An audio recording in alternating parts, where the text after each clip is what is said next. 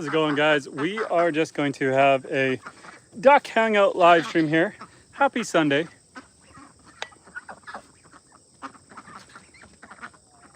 Oreo, how did you follow me in here? Anyway, one of my goats is in with the ducks, and it had me a little confused. So, good morning, everyone. Hope everyone is having a good day. TH Outdoors, how you doing? We are just going to have a little goat hangout here, keep it kind of chill, chat with you guys. Ken Sampai, welcome back, buddy. And Rosa Linda, welcome back. How you doing? We're just having a duck chicken hangout session this morning. It's a beautiful day. It's going to be around 81, 82 degrees Fahrenheit. So we're just out here enjoying our morning coffee. Normally I drink my coffee black, but because I got so much, I decided to add some goat milk to it. And Ken Sampai says, my admin is gone. Moderator. There you go, buddy. Just don't live stream with this account too. I do have to warn you. I don't know if, I guess your channel wasn't monetized, so you should be okay. YouTube typically, when they ban an account, they ban all future accounts as well. They ban you from ever, getting monetized in the future. But if you weren't monetized before you got banned, I don't think it's a big deal. I think you'll be okay. But don't live stream till you're 16 unless you have an adult present. The internet is a scary place. Oh yes, chickens. And I won't show my face anymore. I'm only posting edits. There you go. Try to keep our friendly ducks in the background here. At some point here, they'll get used to me again, and they'll come hang out in their pools. Yeah, you gotta watch. There's a lot, we try to keep it pretty chill and wholesome on this YouTube channel. There's a lot of people who are less wholesome. It can be a dangerous place.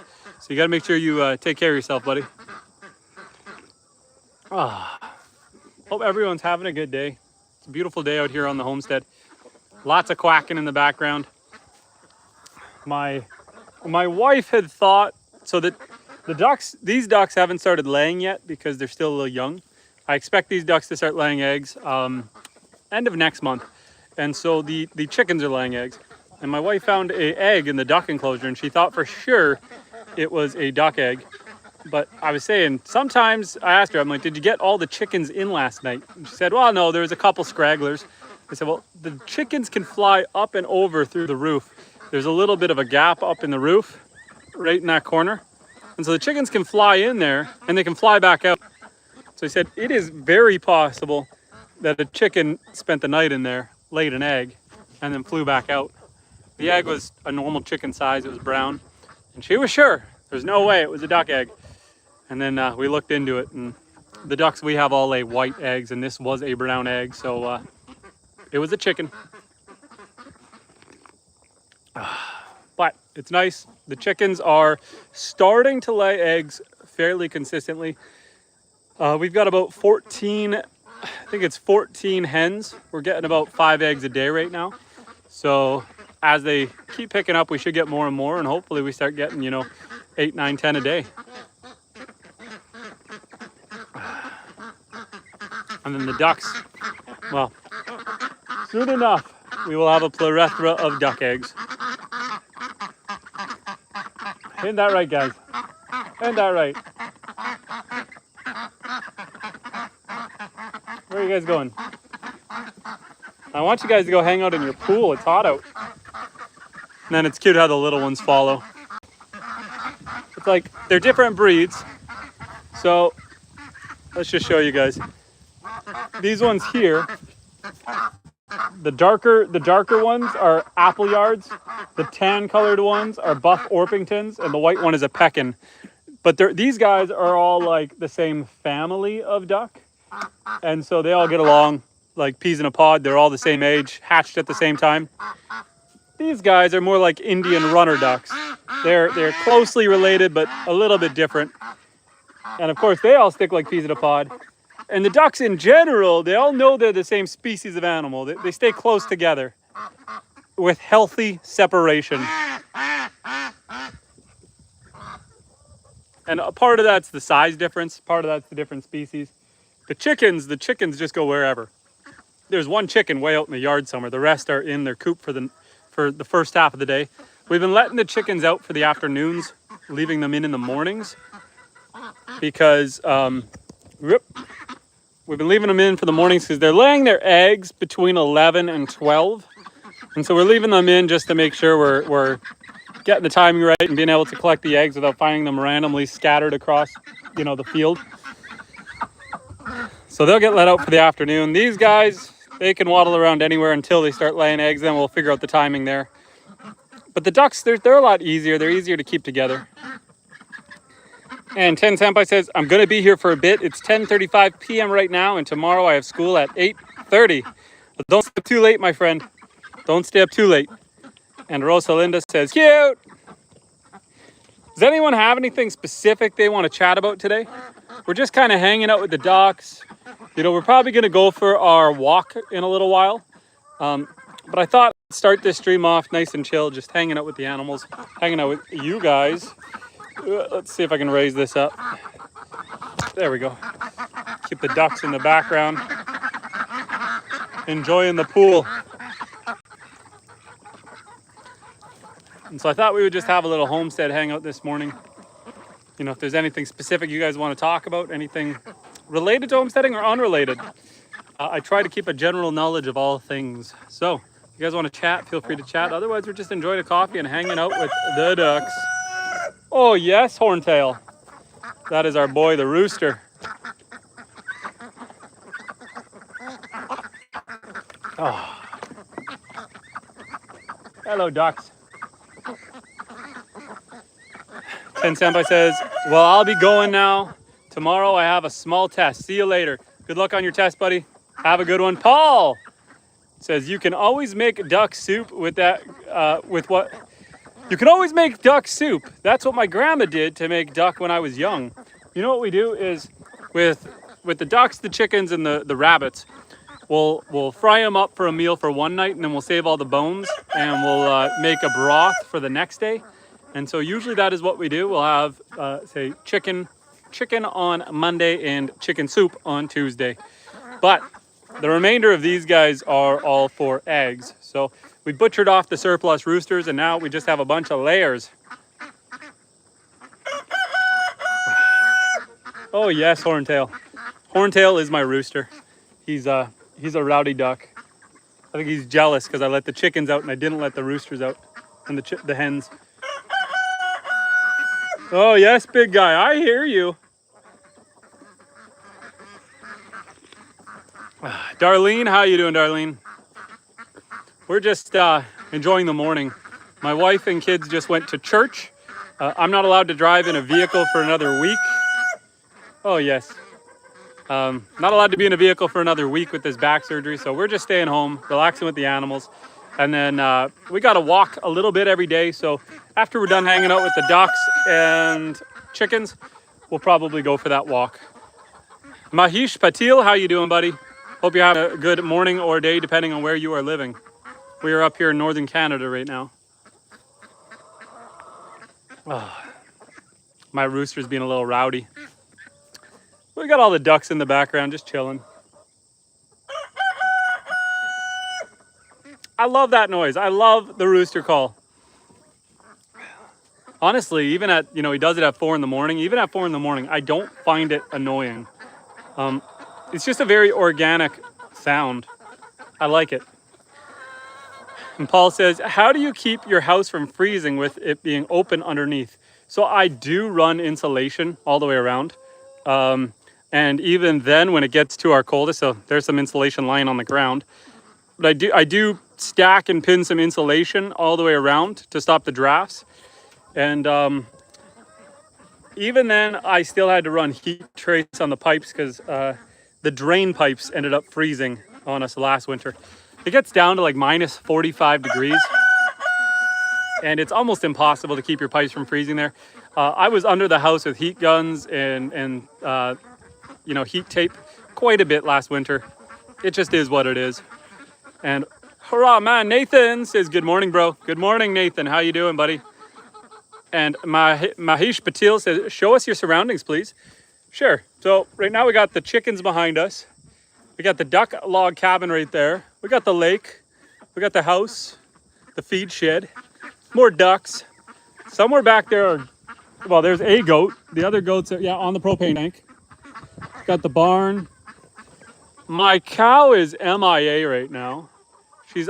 My cow is either in the back fields or in the barn. I haven't looked for her, but she's missing in action. From where I am right now, I can't see her, but she's around. Devin, how you doing, Devin? Good morning, brother. Beautiful morning, I see.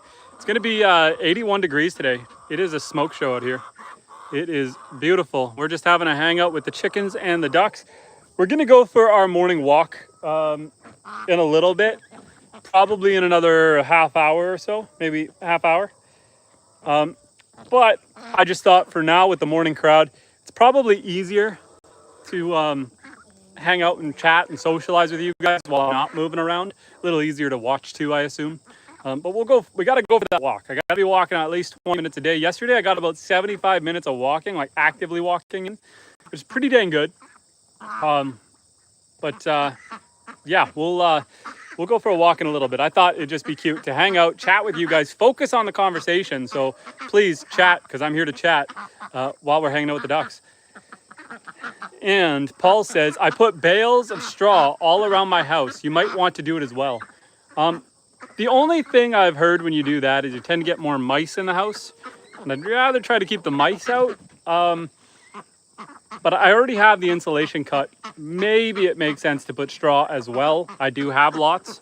What I do want to do is I want to attach the insulation to plywood and screw that all the way around and put little vents in around, because you still want some airflow.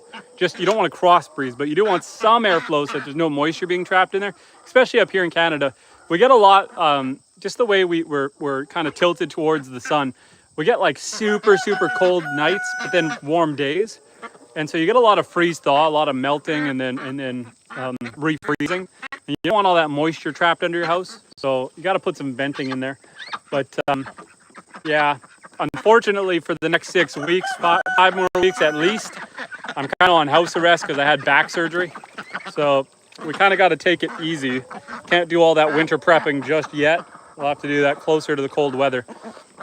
And Mahesh Patil says, are you dependent on farming or you just like it? I just like it. So all of my meat comes from my homestead. Right now, all of our milk, cheese, and eggs are coming from the homestead.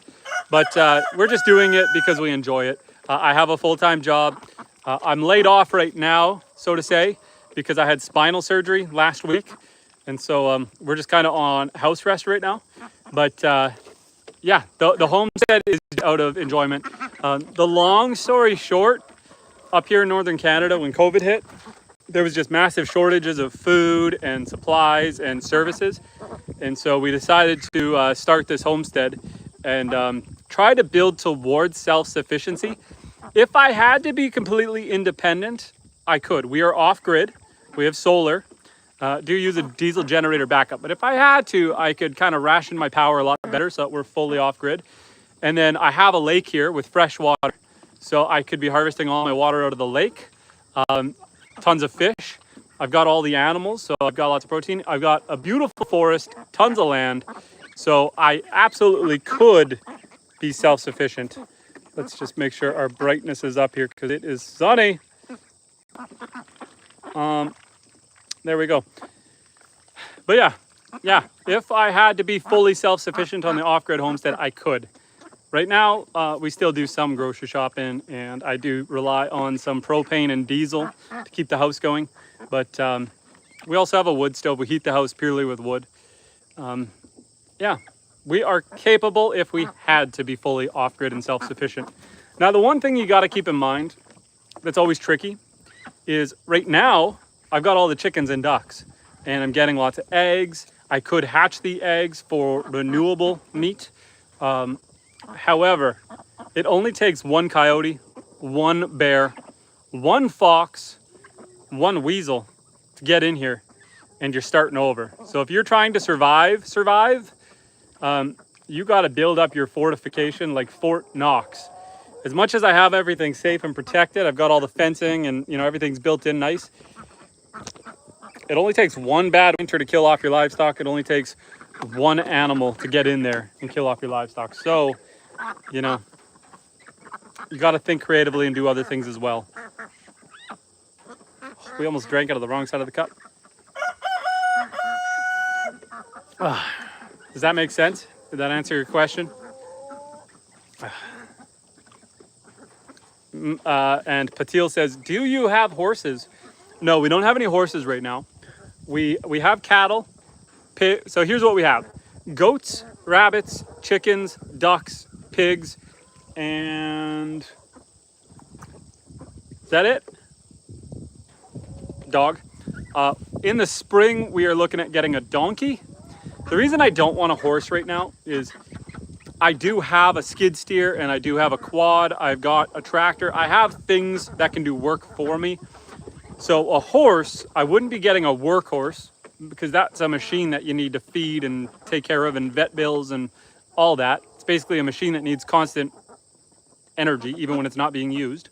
And so if we were to get a horse, it'd be for fun horse. It'd be for riding around the fields, the trails, just for enjoyment. At some point we will get there, but right now we are still in the building phase of the homestead. We are still building it up. And so every animal on the homestead has to provide purpose. The goats we use primarily for milk, which is then used for cheese and yogurt. The chickens are for eggs. The ducks are for eggs. The pigs are for meat. The cow is for breeding for meat. And the rabbits are for meat. The dog is for protection. And so all the animals are currently for a purpose. A donkey would be another protector animal, just like the dog, for keeping the animals safe at night. And Peter Vanderveer says, hello, are there bears where you are? Peter from South Africa. Well, Peter, yes, there are. We have black bears and brown bears, primarily black bears. And so black bears are generally harmless to people, but they will go after your livestock. They will eat pigs. They like to eat the pigs. So you got to keep the bears away. Because I raise my pigs in the forest. My pigs are actually in a section of the forest back here. And so I do have to keep the bears away. And that's where a donkey comes in handy. A donkey's not going to fight a bear, but it's going to make a lot of noise and it's going to keep it away. Our friends have a donkey, and their donkey will actually hunt for foxes. It will go out looking for them and eliminate them. So that's what we're looking towards, getting a Jenny next year, a female donkey. And then maybe in a couple of years from then, we'll look at getting a Jack, a male donkey. But we got to make sure that we are prepared and ready for it. Male donkeys can be a bit of a challenge. And Mahesh Patil says, I like your hat. What crops do you have on the farm? So right now the fields are just hay, free range hay. So the animals are just free ranging it. And then we just do, right now we've got a bit of an orchard. So we planted out plum trees, pear trees, apple trees, elderberry trees. We've got a ton of raspberries. And then we just did garlic and tomato this year. This year was purely focused on the livestock, the animals. So we were just focused on building out, these hutches and buildings and working on the barn. It's not done yet, but it's getting there. I'm also building a second barn. I probably won't build that till next year. But this year's been focused on making sure we are set up for the animals. Next year, we will build a bigger focus on gardening. I have a giant area laid out for the garden. I've been putting all of my straw, all my compost over there. And so we've got a massive soil deposit over there. So we are, the ducks are behind me. And so we are working towards a garden next year. And Patil says, how big is your family? I have 5 sons and a wife. So there are 7 of us currently. My kids are 8, 6, 4, 2, and 0. 4 months old is my youngest. And so we have a busy house. My poor wife right now, she's a little bit stressed out because she's got to do most of everything on her own right now.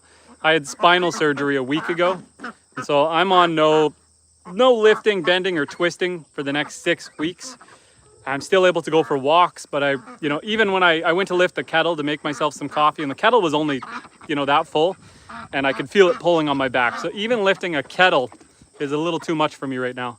I've got a little, I don't even know what you call it, a little hand drum, just a small drum. I used to play the drums a lot, and I was playing around with my kid. He was playing piano, and I was playing on that. And even just lifting that up to put it on the table, I thought I was gonna pull something. So I need to be really careful. And I'm not good at being careful. I am not good at being careful, but it's okay. We'll get there. My screen is not liking the sun. It is very hard to see. That's okay. So, yeah, like I said, we're just gonna hang out on the homestead for a little bit, and then we'll go for a walk. We'll take Lily. I don't think the goats are gonna want to follow. They tend to get, I'm nervous to bring the goats for a walk down the road because they tend to get distracted by the garden, and I do not want them eating the tomato plants and the trees. And Patil says, 7 kids? Bro, you look so young. Maybe nature feed you. So I'm in my mid-30s, so I am fairly young, but got married at 25, and we've been having kids every 2 years. So, yeah. And Tristan says, do you hatch your own ducklings? Yes. So these guys we bought as ducklings. We bought them pre-hatched, so we could get them earlier in the season. And then all these guys we hatched. Those guys are all fresh hatchlings. I mean, they're about 6 weeks old now, 7 weeks old. So they're maybe two months tops. But yeah, we do hatch our own duck eggs. We started off with a batch of these guys that we were going to hatch ourselves. We had saved up 40 eggs and we were hatching them. But unfortunately, our incubator malfunctioned and the thermostat quit working. And so what happened was the thermostat was telling us it was at the 37 degrees or whatever it's supposed to be. And so it was holding at 37 degrees.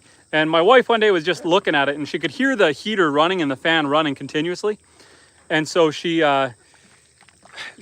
checked it. She put a thermometer, or she unplugged it, plugged it back in. And then when it reset, the thermostat said it was like 46 degrees in there. And so we tried to wait out the next 2 weeks that they were due, but they got cooked. And so we contacted the company and they sent us a new thermostat. We replaced it. And then we added a secondary thermometer in there to be careful. So I bought a cooking thermometer that has an alarm setting. And so if it went over a certain temperature, it would start beeping at me, or under a certain temperature, it'd start beeping at me. And so from there on, we never had an issue, but you live and learn. Never had issues with the incubator before, but what incubator do you guys use? It's a little giant incubator with egg turner. And CP says, hi, do you clip their wings to stop them from escaping? So these ducks here can't fly. These are all, their wings are not clipped, but they're not of a flying variety. These are all, so we've got Appleyards, Buff Orpingtons, a Pekin, and Ancona ducks. None of them are flying breeds. We did have some flying breeds last year. I'm gonna move away from the ducks a little bit for noise. But we had some flying breeds last year, some Muscovies. And the problem with the Muscovies is no matter how much I tried to keep them in, if I let them out in the yard, I was gonna find them in the lake. And so they would fly over all the way to the lake, land in the lake. It'd take me 2-3 days to get them back. I'd get them back in here for a day or two, and then I'd find them in the lake again. And so it was coming close to hunting season. And this is a private lake, but there is access from another lake you can kind of get in. And people do, because the hunting is fantastic in here. And so I didn't want my Muscovies getting hunted, so I hunted them myself. And so we ate them.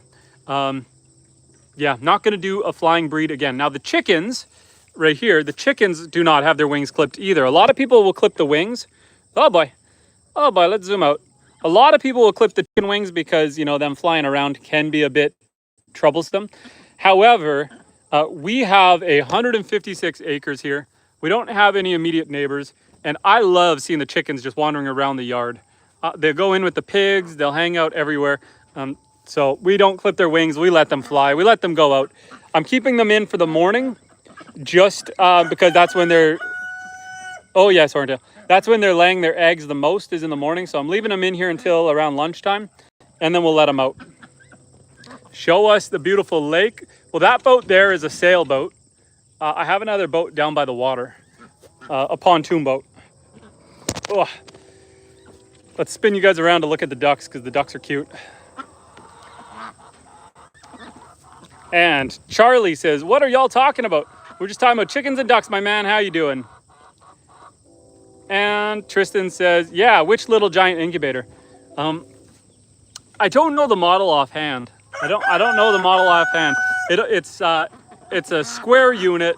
It holds 41 duck eggs, and yeah, it's the one that comes with an egg turner. I don't know what else to tell you. Little giant incubator with egg turner. If you said a couple models, I'd probably remember from when I had to look up the warranty. But otherwise, yeah. And Patil says, show us that beautiful lake and boat. That already did, my friend. Here's the lake over here.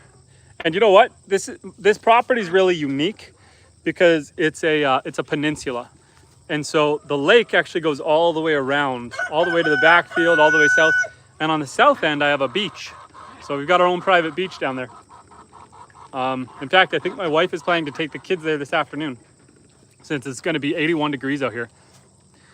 CP says, do you have any eagles or birds of prey that tries to get them? So we do have eagles and hawks. They've never tried to get, we've never lost a chicken or a duck to one of those. We have lost some chickens in the past to foxes, but my dog lives outside here and she does a pretty good job of keeping the foxes away. I think it's just such a busy farm that it hasn't been an issue. There's also easier prey. There's a lot of mice and snakes out in the fields. And so the hawks and eagles usually prioritize them. It's never been an issue yet. I mean, yeah, between the dog and us and the cow and the goats, the hawks and eagles generally will stay mostly away. And Charlie says, wait, when you get eggs, do you put them on your phone while you use a flashlight is turned on? So when you're incubating them, yes, that is called candling them. You'll take your phone in a dark room, put the egg on top of the phone, and you can see if the egg is fertilized. So after a week, you put the egg in an incubator for a week, and after a week, you should see where the embryo has started. And so you can see where the blood veins are starting to peel out from the center mass where the heart is. And then by week 2.5, by day 20, you can actually start to see the birds inside the egg. And by the 3rd week, you should start to see them moving around in the egg. You should start to see, their wings and stuff moving. And then at about 28, 29 days, they hatch. When you first get an egg, no. If it takes probably 3 or 4 days of really nice weather or the chicken sitting on the egg before you start to develop a blood spot. So we do keep our rooster with the eggs. So you have to assume every egg is fertilized. But if you put it in the fridge, you stop the fertilization process from continuing. And so it doesn't develop into a blood spot in your egg. If you're using farm fresh eggs like this and the added protein bugs you, oh, all our goats are saying hi. Hello, goats. They're all out of the fenced area, just free ranging. But if you are perturbed by a blood spot in your farm fresh eggs, crack your eggs open into a separate bowl, and that way if you do get one with a blood spot, you're not adding it into the mix. For me, that's protein. I mean, think about it this way. A blood spot in your egg is a real big turnoff. It makes you kind of cringe, like, ugh. But you'll eat, a lot of people will eat their steaks medium rare, which is all blood. So, it is what it is. To me, it's not a big deal. In, I believe, the Philippines or Indonesia, there is a special dish that people will consume that's kind of a delicacy. And they'll wait till about that 2 weeks of fertilization. So there is a small duckling inside the egg. And then they will hard boil that and eat that.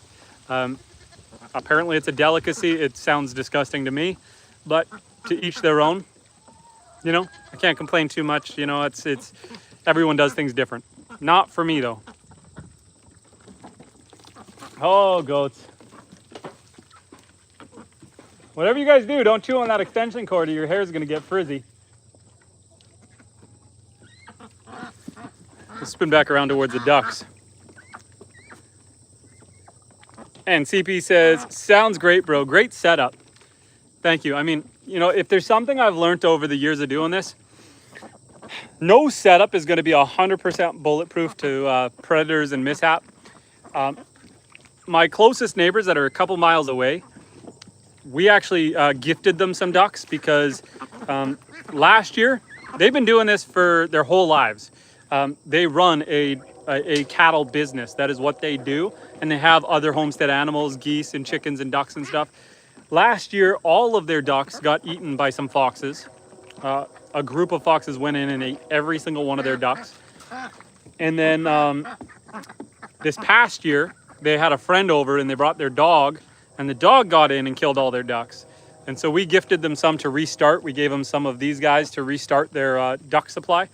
But, you know, as bad as this sounds, it's almost reassuring that even people who've been doing this their whole life, SHIT tends to happen. Things go wrong. It is what it is. You know, you got to learn from it. You got to adapt. You got to get better so it doesn't keep happening. But it makes, when you have a failure or you have hardship on your homestead, it makes it feel not as bad knowing that that is part of it, that it's not a failure on your behalf. If you try to get into chickens and something gets in there, a weasel, like a little weasel, and it kills all your chickens, that doesn't mean you're a failure. It just means you got to change your setup a little bit. You got to do something better. It doesn't mean anything against you. It's going to happen at some point. Hopefully not right away, but it's, you know, this is part of homesteading. So you just got to learn and get better. And Dell says, eagles ate my chickens. And that absolutely could happen here because I let the chickens and ducks free range. So far, it hasn't been a problem. I also let the goats free range. And so far, we haven't had any issues with eagles or hawks. But I mean, if it's a particularly bad year, there's not a lot of mice and snakes and rabbits out in the fields, it could happen. They could get desperate. We had one terrible incident where, sorry, chicken let out a crazy noise. We had one terrible incident last year where inside that barn over there, that smaller lean-to area, that's where I keep my rabbits. And I've got over the door open, so it's open access. And we had been having successful baby rabbits birthed in there every time. And so we were having litter after litter of rabbits being born in there. And then just, I think it was this spring, we had a litter of rabbits in there. Everything was going well. And then a magpie started flying in there and it ate all of the baby rabbits. And we lost the whole litter to a magpie, maybe a couple magpies. And so we learned and we adapted. Now, when the rabbits are ready to give birth, we move them into a sealed hutch. We have a separate building for them, and we have not lost a single baby rabbit since then. SHIT happens, but as long as you learn and you adapt and you do things better next time, that's just part of growth. That's part of learning. I mean, I didn't come from a generational homestead. My wife and I, both of us, had no animal husbandry background. We started doing this on our own, and there's been a lot of learning. You got to learn it all. Everything is touch and go. One of the things we try not to do, but it tends to happen, if I had to give advice, I'd say don't take off more than you can chew. A lot of people get burnt out or overwhelmed by a homestead. It can be a lot of work, especially up here in northern Canada. Our winters are nasty. You got to be out here every day. You're changing out water. You're, even I have heated water dishes, but still, our winters are so dang cold that sometimes those freeze. So you got to be in here breaking up the water dishes, adding fresh water every day. You're always doing something. And so I would recommend starting with one type of animal, something smaller, get used to that, get comfortable with that, know that inside and out, and then add another animal. As much as I said that's what we wanted to do here, it's great advice. It didn't quite pan out that way. We started with rabbits, and then we got gifted cows. We got gifted 2 cows. That was not expected, and so that was like a mad rush to get fencing up, get the barn up, get stuff ready. I see a chicken running over there. So we got one chicken on the loose. The rest are in the hutch. And so we started with rabbits, ended up getting cows right away. And then probably 2-3 months later, we had someone gift us some goats. And so we started with 2 goats. We are now up to 9. That number fluctuates up and down because we breed them. So sometimes we'll have more, sometimes we'll sell off some and have less, but we're at 9 goats right now. And then we ended up doing ducks. We got all the ducks. We started ducks last year. And then we weren't going to do chickens. We decided, you know what, we liked the ducks so much, we weren't going to do chickens. And then one of our friends, their mother, had passed away and had just gotten a bunch of baby chickens. And so it was a little too painful of a memory for them to keep them. They weren't really, it was their mom's thing, so they weren't really set up to care for the chickens. And so they gifted us all the chickens. And I'm not going to say no to a sentimental gift like my friend's deceased mother's chickens. That's something that we're going to keep and do our best to, you know, breed them and hatch new ones and keep that memory going. And then I decided I wanted to do pigs, which was kind of, you know, let's just go for it moment. And so now we got pigs. Now these pigs, I did kind of take my own advice.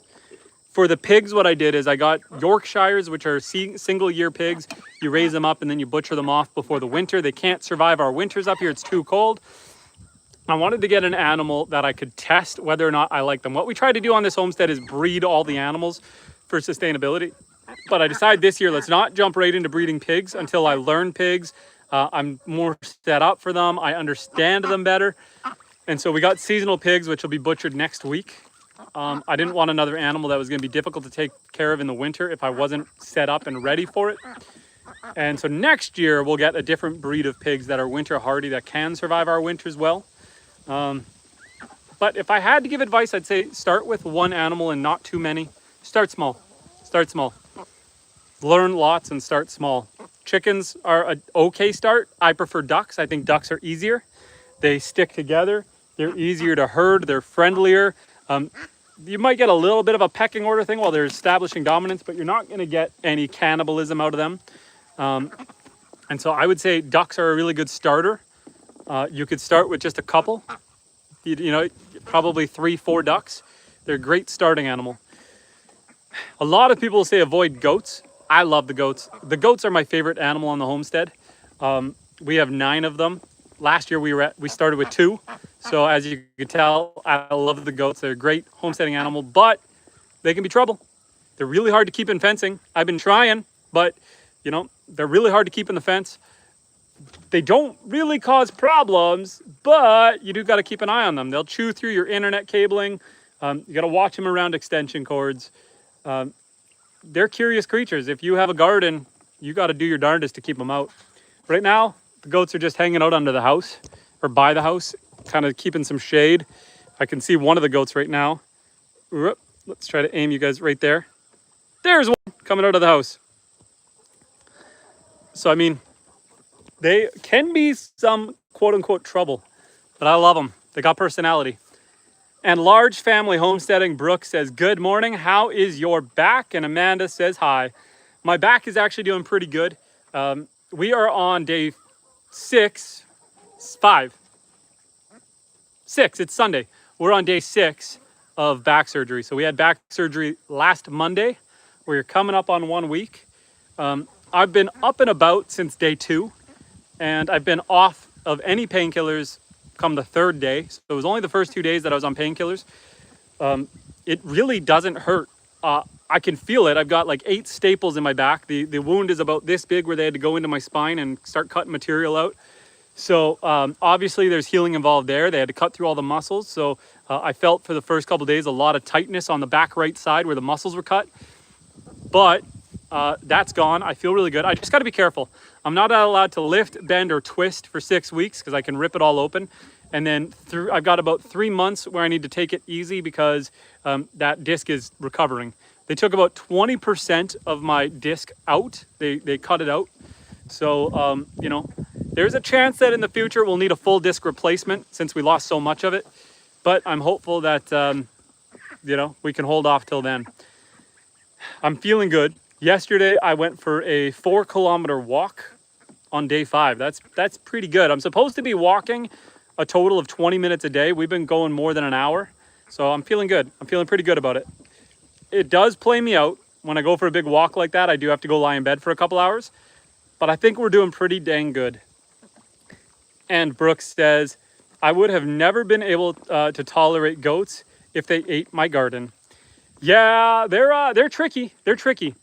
We're just trying to keep them away from the garden, and I fenced in the apple orchard, so they can't get in there. And so far, so good. But yeah, I got the garden way over there. I keep the goats way over here. So fingers crossed. Fingers crossed. And Amanda says, glad to hear your back is healing. And Large Family Homestead says, that's good. Glad to hear you're not in too much pain. And Amanda says, the duck is swimming behind you. The goats are being goats. Yeah, I love the ducks. The goats are my favorite animal, but the ducks are adorable. I posted a little YouTube short there yesterday of the ducks just having a bath, flapping his wings to a cute little duck song because, you know, why not? And yeah, I appreciate the ducks. They are adorable. You know, it's hard to go wrong when you got a gaggle of flocks. What do you got? What's the name? Is it a herd of ducks? You know, you got a gaggle of geese. Is it a herd of ducks and a flock of chickens? A gaggle, wrong figure. A gaggle, a flock, and a herd? Someone tell me, what is it when you have a group of ducks? Is it a herd of ducks? I feel like they're a herd, the way they stick together. It's a flock of ducks, so it's a flock of chickens and a flock of ducks. I like a herd. The chickens don't herd. The chickens, when I let them out, they're everywhere. They stick in like groups of 2 or 3, but they're everywhere. They spread out everywhere. These guys, they're going to go wherever they want to go. They're going to stay together. They are going to hang out. And the nice thing is, you know, we've got 4 different kinds of ducks behind me. I've got Buff Orpingtons, Appleyards, Pekin, and Ancona. So I got 4 different breeds of ducks, but they are all just doing their thing. And Large Family Homestead says, a herd is normally for big animals. Is it a herd of pigs? I got 4 pigs. I'm still learning the language. I'm still a little city boy redneck out here. And Large Family Homestead says, ducks are so much fun. I'm getting 22 more any day now. Nice, nice. We have, what do we have? I think we have about, well, let's just count quick. 2, 4, 6, 8, 9, 10, 11, 12, 13, 14. So I got 14 Anconas and 6 others. So we are sitting at 20 ducks right now. We had a lot more, but we had a lot of drakes, and drakes are the males. And so we butchered off most of the males. You don't want to have too many male birds. You don't want to have too many male, guinea fowl. You don't want to have too many male chickens. You don't want to have too many male ducks. If you have too many males, they start fighting for, king of the herd. The rule of thumb is 1 rooster for every 10 chickens, 1 drake for every 5 ducks. And so you want to try to maintain that ratio so you get less fighting and less aggression. And so far, so good. So far, so good. And Amanda says, it's your place, call them whatever you want. And Knife Making says hi. How you doing, Knife Making? We are drinking our coffee with some goat's milk in it. I normally drink it black, but I wanted to cool it down a little because it is a hot summer day. We are looking at 81 degrees up here. The wild thing about up here in northern Canada is our mornings are freezing. Our mornings are like 40 degrees, around 40 degrees. And then our middays and afternoons are getting up here in the 80s. It has been a smoke show of a week. And Large Family Homestead says, yep, mine still fight during the breeding season sometimes. Yeah, we haven't had that issue yet, but we will see. We will see. How many ducks in total do you have, Brooke? You're getting 22 more. How many others do you have? What we're planning to do is with these ducks, we'll probably incubate another 120 eggs next year. And then we'll probably keep another 20, 30 for ourselves. Of the 120, I would only expect about 50, 60 to hatch. We'll probably keep 20, 30 for ourselves. and sell off the day-old ducks to other people from there on. And yeah, I think that's the plan.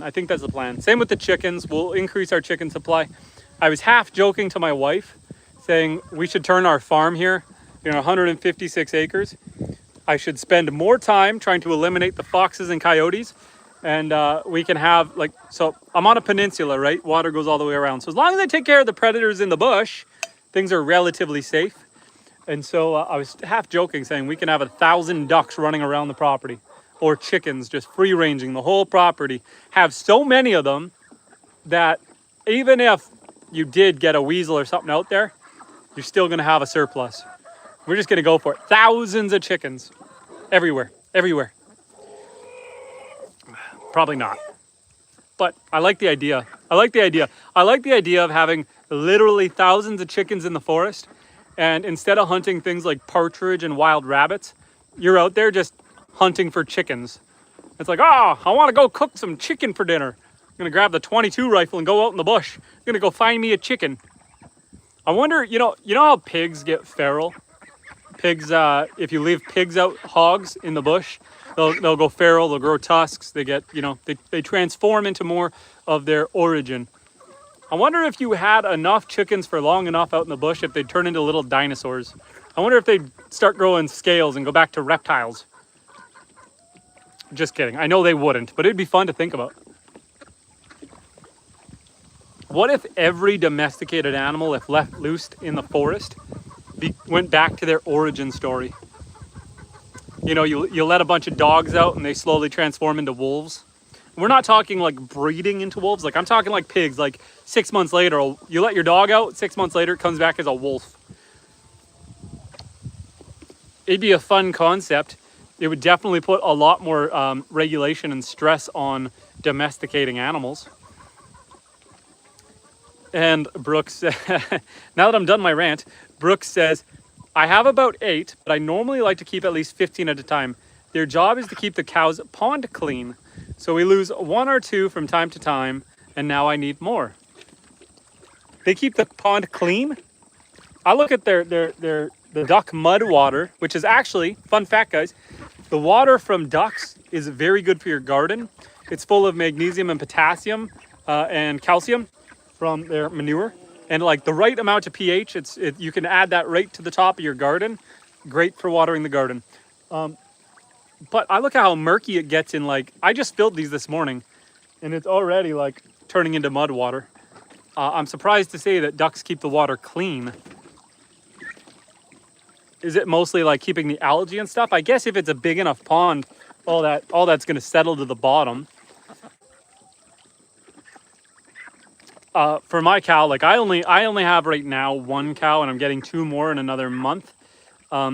We've had a total of 3 at a time, but right now we're down to 1. And so I have an automatic waterer. It's tied to my well. It's got a built-in heater.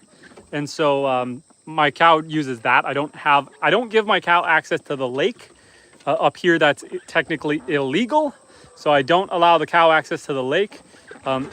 I've hemmed and hawed about building a pond out here. And maybe when I'm up to 7, 8, 9 cows, maybe I could build a pond back there. My substrate underneath the soil is all clay. It's about 16 feet deep of clay. And so it's easy enough for me to build a pond out here. I just need to carve out the top surface and I can have a pond, make it big enough so that there's steady breeze so that you're not getting mosquitoes. As long as the surface is rippled, you're not gonna have a mosquito pond. So I've thought about it. I just haven't committed. It feels weird to go and build a lake in the middle of my field when I have a lake out here. But maybe when I have enough cattle, it'll make sense. And Amanda says, we have Canadian geese. Do you have American geese? Amanda, I'm up here in Canada as well. We are in northern Canada and we also have Canadian geese.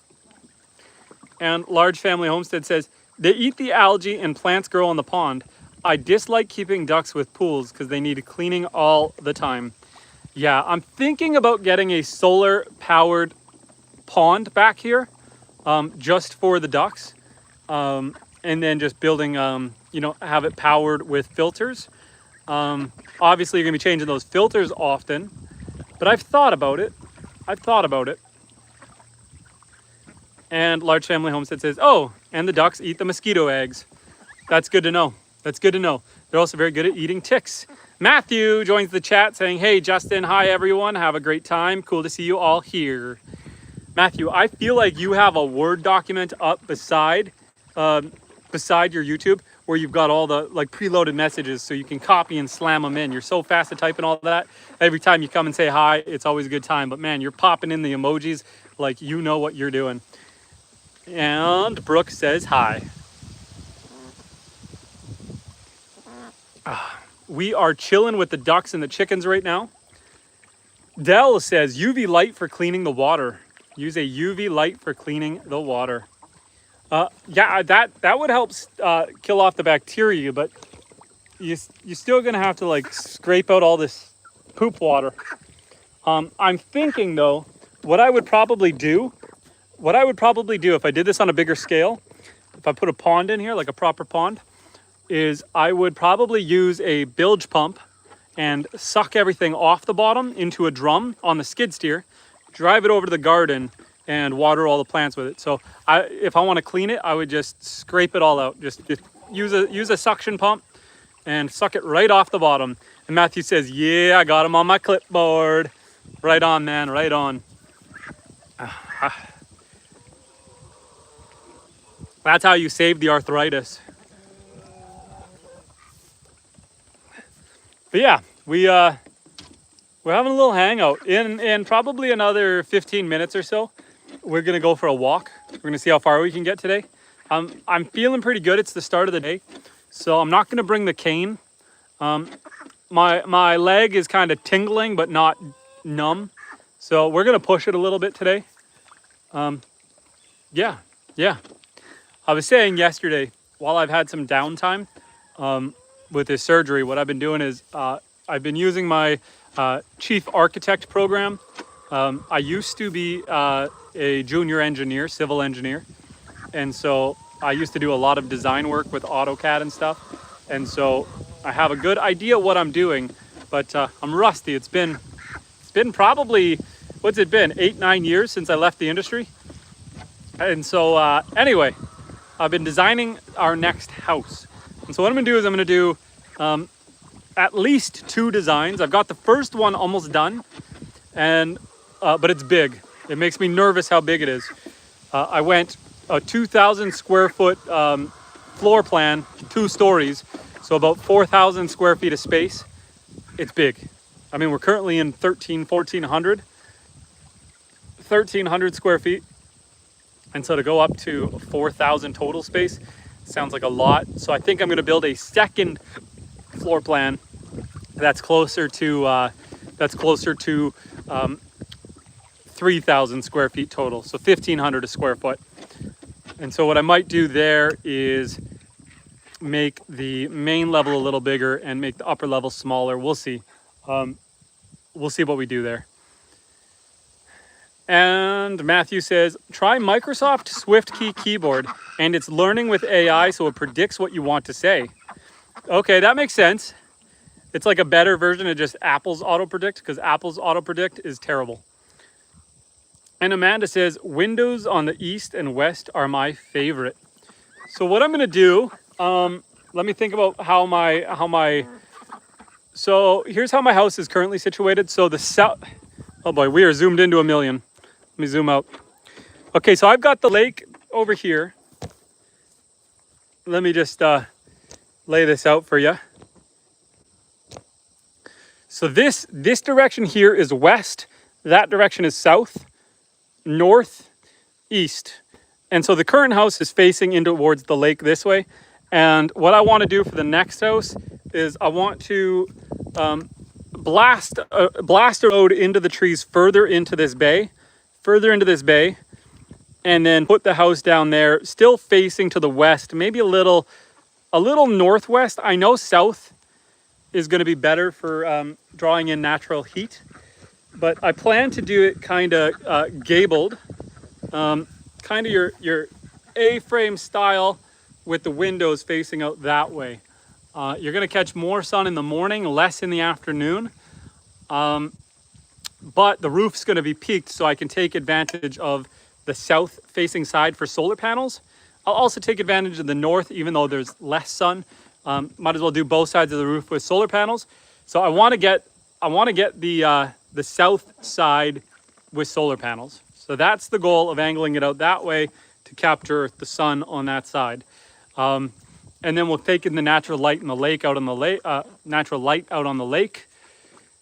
Just the way that everything's positioned. I have the property's very long, so it's a long strip peninsula. It goes way down there, 800-900 yards out that way. And there's a beautiful beach down there. My wife really wanted the house to be on the beach, but I was trying to explain to her to build like almost a kilometer, half a mile of road all the way down there. A couple things. One, it's gonna be very expensive to build a proper road all the way down there. It's that much more that I got to stay on top of plowing, keeping the trees back, making sure whenever something blows over, I got to clear it. You're very far if I go down to the beach. And then all the animals are up here. This is where my farm fields are. This is where everything is. So I don't want to go so far that I can't hear if I have a predator over here. I can't hear the animals making noise. When the animals are giving birth, what I do right now is I set up a baby monitor in the barn. I can hear them, so I can make sure that we have a successful birthing experience because I can listen for it. If I'm way down there, I'm disconnected from the farm. And so I don't want to do that. Instead, what I'll probably do is I'll build a bunkie on the beach. So I'll build, maybe a little 2-bedroom cottage down there. Something completely off grid, just a little overnight bunkie. So we can still enjoy the beach and spend nights down there if we want. But have the house closer to the farm. That is the goal. So that's the plan. That's the plan. And Amanda says, make her a beach barn. You know what we thought about? We thought about at first, when we were daydreaming, trying to build out the property and thinking about it. You see the field behind me? The lake is on the other side of the field. So the property is a peninsula and it goes all the way down. I thought about running my fencing all the way to the lake. So it was lake to lake. And then just not even fencing off the south side, maybe a couple paddocks, but then letting the animals just go into the bush and have the entire property. But a couple things. One, it's illegal to allow the animals to go to the lake. I live in the middle of nowhere, so not really a big deal. Not really a big deal, but still it's illegal. And then two, I didn't like the idea of not being able to see my animals for days on end. At least keeping them contained in this 30-acre field, I can just go check on them. And so it's nice to know where they are. I do allow the animals into the forest. And so they still get that shade and nature aspect. And what I'm doing right now with the pigs is I've got the pigs clearing out the bush back here. And when I'm doing year-round pigs, I'm going to let the pigs keep clearing out the bush. They leave all the big standing timber, but they take all the small stuff down. And then I can move my fences back. And so I can have a forest field and a pasture field. And, I can kind of move the animals around. But I don't think I'm going to let them go as far as the lake. And let me scroll up a little bit here because I was rambling for a while. And Large Family Homestead says, wow, that lake is gorgeous. I know. I don't have any cell service when I'm on the beach. We get too far from cell service when we get down to the beach. So that's another negative with living down there. No cell service. Albeit if you lived up there, you would just get Starlink. Horntail, you little loud boy. And so, anyway. No ego, giving the hearts in the chat. No ego. How are you doing, brother? And Amanda says, your parents are amazing. God bless them. It's great to know great husbands and dads exist. Well, thank you. I appreciate that. And Matthew says, I'll make a smoothie soon and I can't wait to enjoy it. It is hot out here, man. I'm drinking this coffee and I'm starting to sweat. And Brooke says, bye, gotta go. Even on the weekend, chores to be done. Take care, Brooke. And I appreciate you stopping by and saying hello. And everyone who's here, if you haven't already, go subscribe to Large Family Homestead. They got that verified check mark. They are putting out excellent content. Go check them out on TikTok and YouTube, and I believe over on Instagram. Brooke makes fantastic content. Her whole family. Go check them out. Go check them out. what else do we got to talk about, guys? Are we ready to go for a walk, or do we want to keep hanging out with the ducks? I'm going to, I know there's only a handful of you in here right now, but let's just start a quick poll.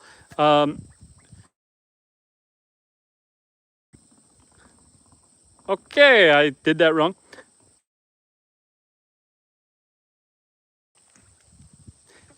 Apparently my thing can't type, but that's okay.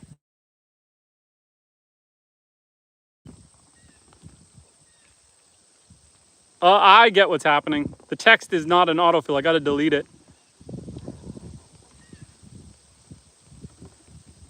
Or hang out. Okay, good enough. Let's go done. I'm just going to throw that up there. We'll leave that up there for 5 minutes. We'll let people decide what they want to do. Oh boy. There we go. I'm going to leave that there and we're going to hang out for a little bit. We're going to see what you guys want to do. Do you guys want to go for a walk? We'll go for about a 4-kilometer walk with Lily, or we'll just keep hanging out with the ducks, chilling for a while. We'll leave that up there for, I don't know, 5 minutes. In 5 minutes, we will decide what we're doing. And Matthew says, how did you live stream from the lake the other day? How did you live stream from the lake the other day? The only cell tower in the area is on the far side of the lake. I'm going to show you. I think you'll be able to see it. So the only cell tower is right there. That's the only cell tower in the area. I lose cell service when I leave my driveway. I lose cell service when I go to the back end of the field or down south. But right here on the lake, because it's open right to the tower, we have some cell service and it's fantastic. We're actually streaming from Starlink right now, but that's how I can stream from the lake. I just got to stay in the bay, close to this one tower. And freshly wild, you make this difficult with these name changes. Wild AF says, good morning, Justin. How you doing, buddy? You guys are keeping me guessing with the name changes.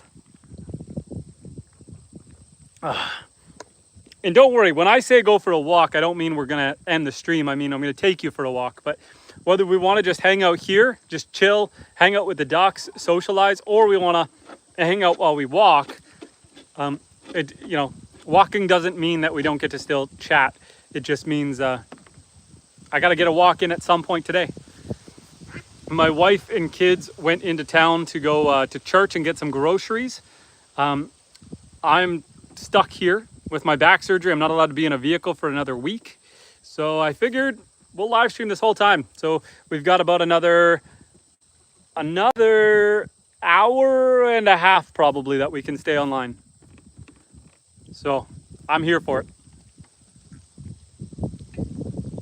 At least an hour. If I do this walk, I'm gonna have to go lie down. I won't be able to stay up if I go for a walk. But otherwise, we just be chilling with some ducks in the pool. Beautiful day out here. We're looking at about 81 degrees. She's hot. I'm sweating. But it's nice out. It's nice out. I don't know if my cow is in the back field or in the barn. I haven't seen her. She's somewhere. She might be in the barn just chilling, staying cool, or she's somewhere way back there.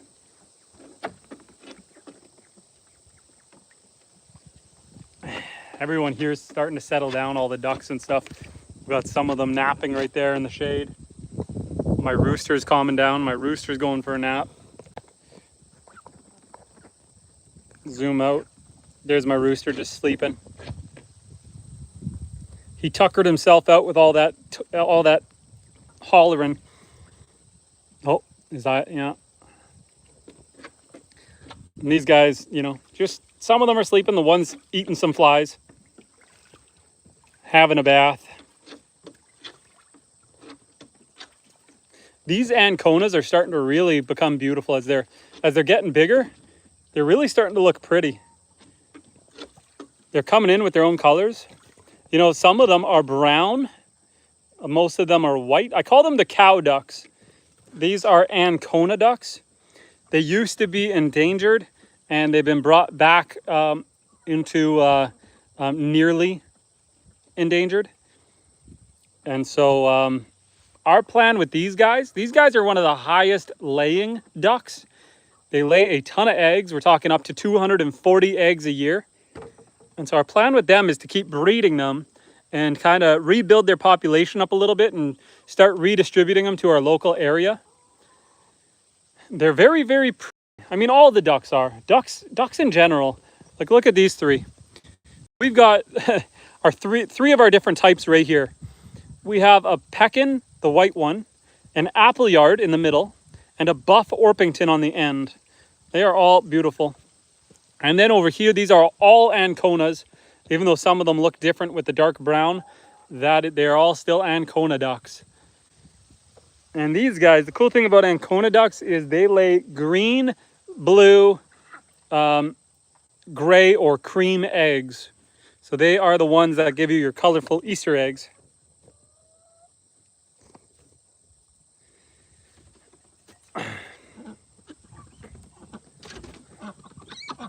These guys over here, these guys all lay white eggs. So you're gonna get white eggs off of these guys, colorful eggs off of these guys. The chickens, these guys all lay brown eggs. I'm gonna just take a quick peek. I don't see any eggs right now. Let's go in here for a second and see if there's any more eggs in here.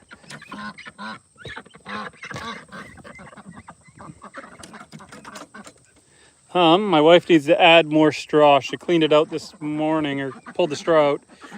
No eggs in there right now, but she's got to add some straw. Let's just close that back up. Oh.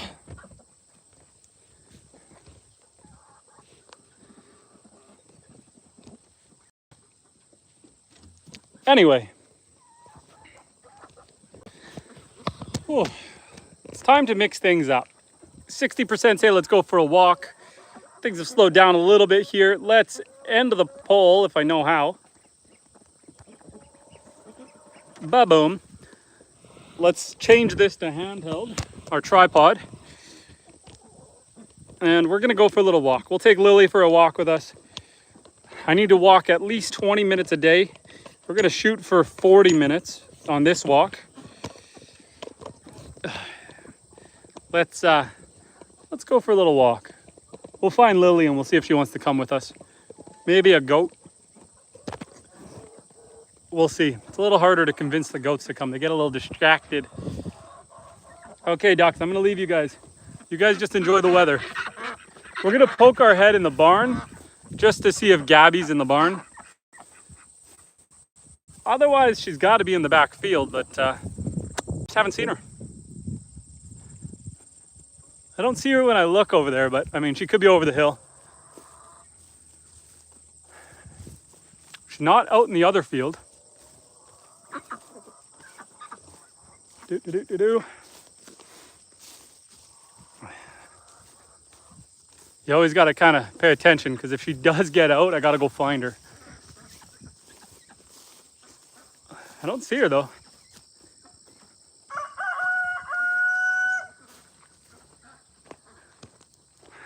Oh yeah, here she is. Hey, good girl. I'm gonna come give you some pets. Here's Gabby. She's chilling in the barn because it's nice and cool in here. Significantly cooler in here than out there. Hey, Gabby. I'm gonna give you some head pets, okay? Oh, you gotta come up to me. You want some ear scratches? You gotta come up to me. I'm not allowed to bend over.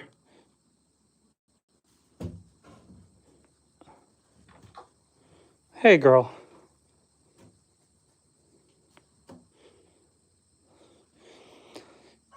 I went back and watched a video when we first got her, and she was the size of a dog.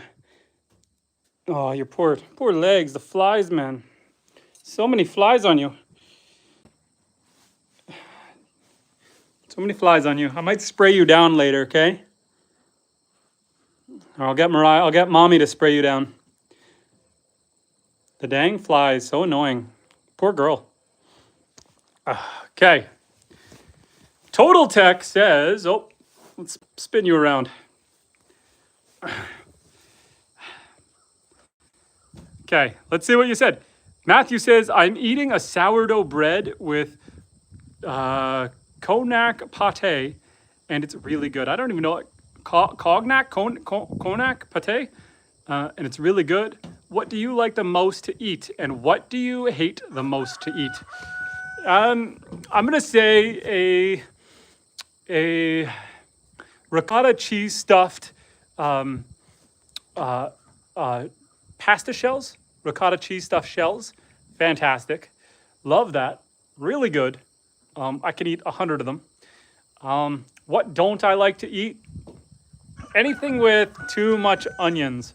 I don't mind a little bit of onion, but like people can overdo it. It can be overdone. I mean, I'm a dude. I'm not too picky. I'll eat anything, really.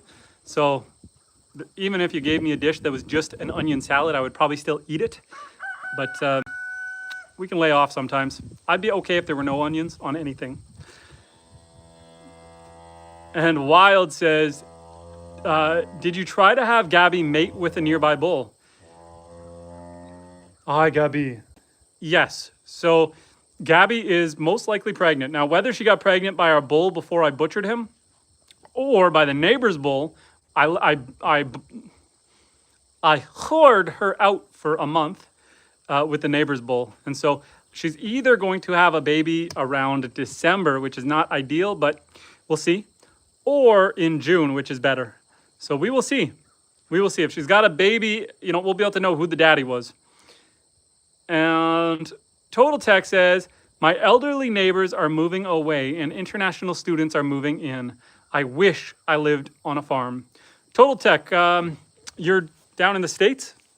Are you down in Merca? Where are you from?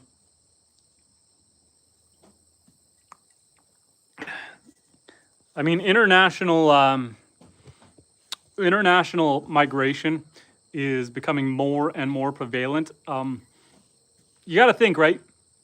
India and China have most of the world's population between the two countries, and only so much land, and only so much resources. And so immigration is almost required.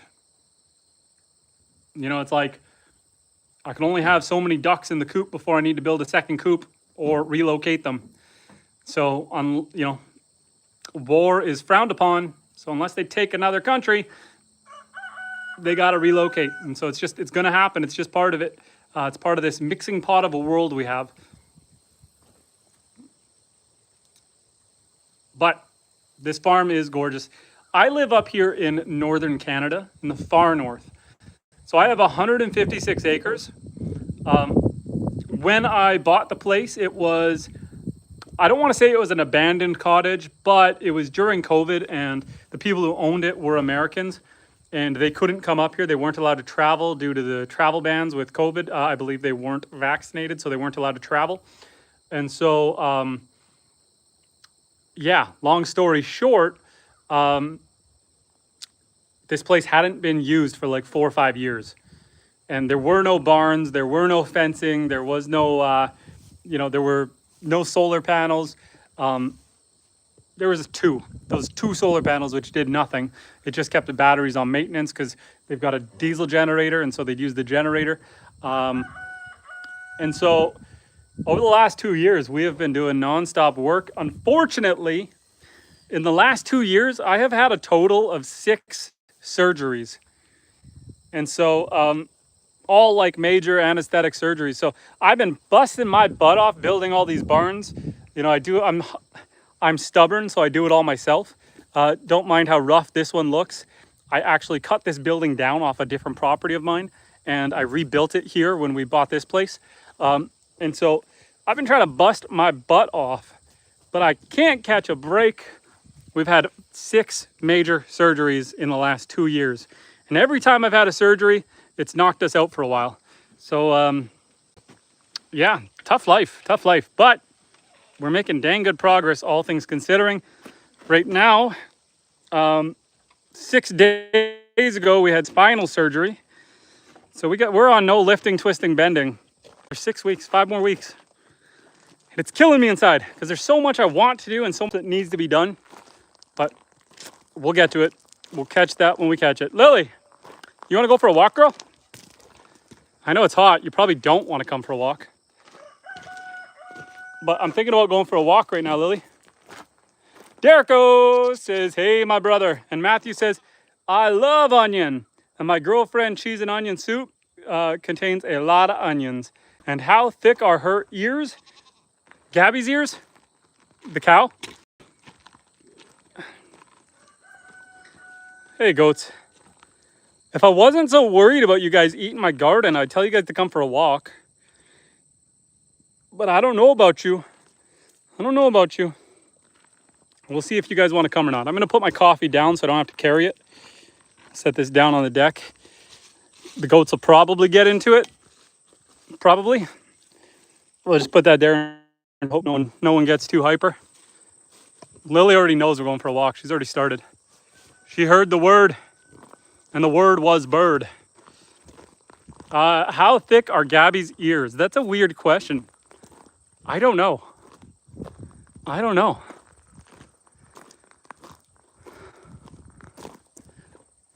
And Wild says, Matt was an onion in a past life, possibly. Well, Matt, that means you were a good onion because you've worked your way up, the reincarnation from onion to human. So good for you. And Amanda says, my son moved to Fort Lauderdale, Florida. It's beautiful there. Apartment is $2,200 a month for 1 bedroom. That's aggressive. Everything's gotten crazy. Everything has gotten crazy.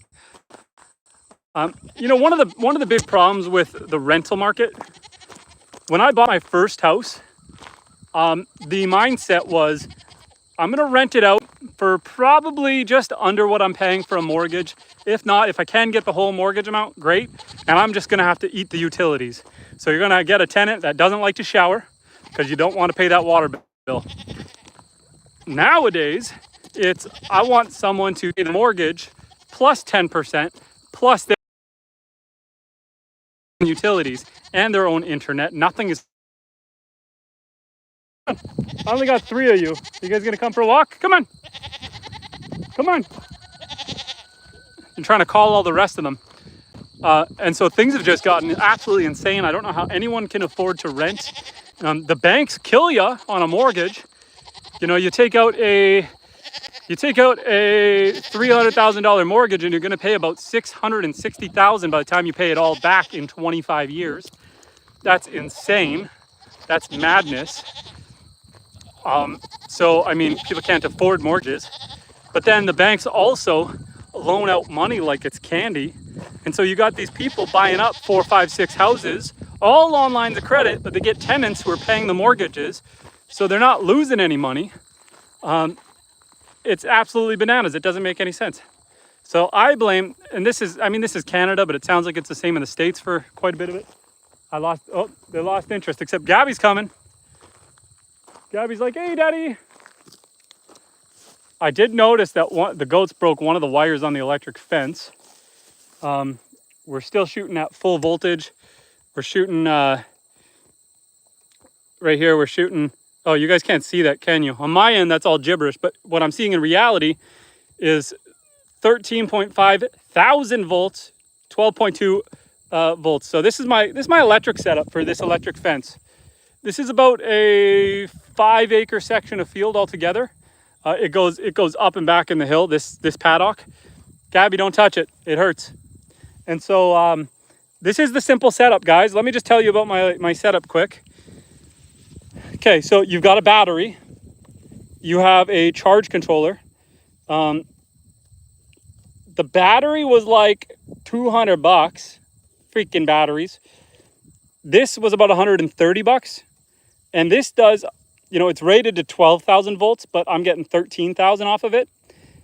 This guy was like $130. Really good charge controller. Really good charge controller. This guy here was just off Amazon, electric fence energizer, I should say. The XSD A6 Plus 20. It's a fantastic little Chinese unit. It packs a wall up. It freaking hurts, but it's really good. And then I've just got like a $60, $70 charge controller. This is by Renity, the Voyager, and one 12-volt solar panel. So this solar panel goes to here, And then so does so solar panel goes into the energizer down to the battery, and then the charge controller down to the battery. I have one wire coming off to the top wire and connected down to the bottom wire. The middle wire is connected to the ground. So you'll get shocked if you touch this. You will get absolutely annihilated if you touch this and this at the same time. There's also underneath the grass here, I have a bunch of grounding rods. I've got 3 grounding rods that are 7 feet down into the ground. And so, yeah, if you just touch the top wire, you grab it, you're like, whoa, that hurt. You grab both of them, you lock up and you fall over. It is nasty. It is nasty. But over there, it keeps the pigs in. Over here, it keeps the cow in. And while we're looking at the donkey, let me re-catch up with the chat. Derico says, rent is crazy. Matthew says, I'd pet a donkey. I've pet a donkey recently, and donkey ears are really thick. Wild says, property owners account for the latest increase in new millionaires in the US. I know. See, this is the thing, right? I grew up always being told, save your money, put it away in our retirement savings plans, lock it down so you can't touch it, because up here in Canada, we have what's called RRSP, Registered Retirement Saving Plan. Basically, you put money into that and you don't pay income tax on whatever you contribute into it. And you just put that money away so that in the future, you've got a big pool of money to withdraw for retirement. It's like a pension. Now, I wish I didn't do that, because I have a ton of money set aside in my retirement savings plans. If I would have taken that money and just bought property with it, you just bought vacant land, you know, just bought anything, I could have tripled or quadrupled that money. Instead, it's been making 2% a year. So I could have made, 600% on that money. Instead, I'm making 2%. It's hot garbage. But nobody can predict the poor governing of our countries. Canada, US is probably in a similar boat. We basically just do what you guys do, but do it worse. The Canadian government basically looks at the states and says, oh, that was a good idea. We'll do that, but we'll implement it poorly. Awesome. And Derico says, oh, almost makes you have to be homeless. And the leader wants to get rid of the homeless. And people may be coming to Canada. I hate to tell you, Derico, but Canada has a massive homeless crisis. And just like California, except all across Canada, we have tent villages everywhere.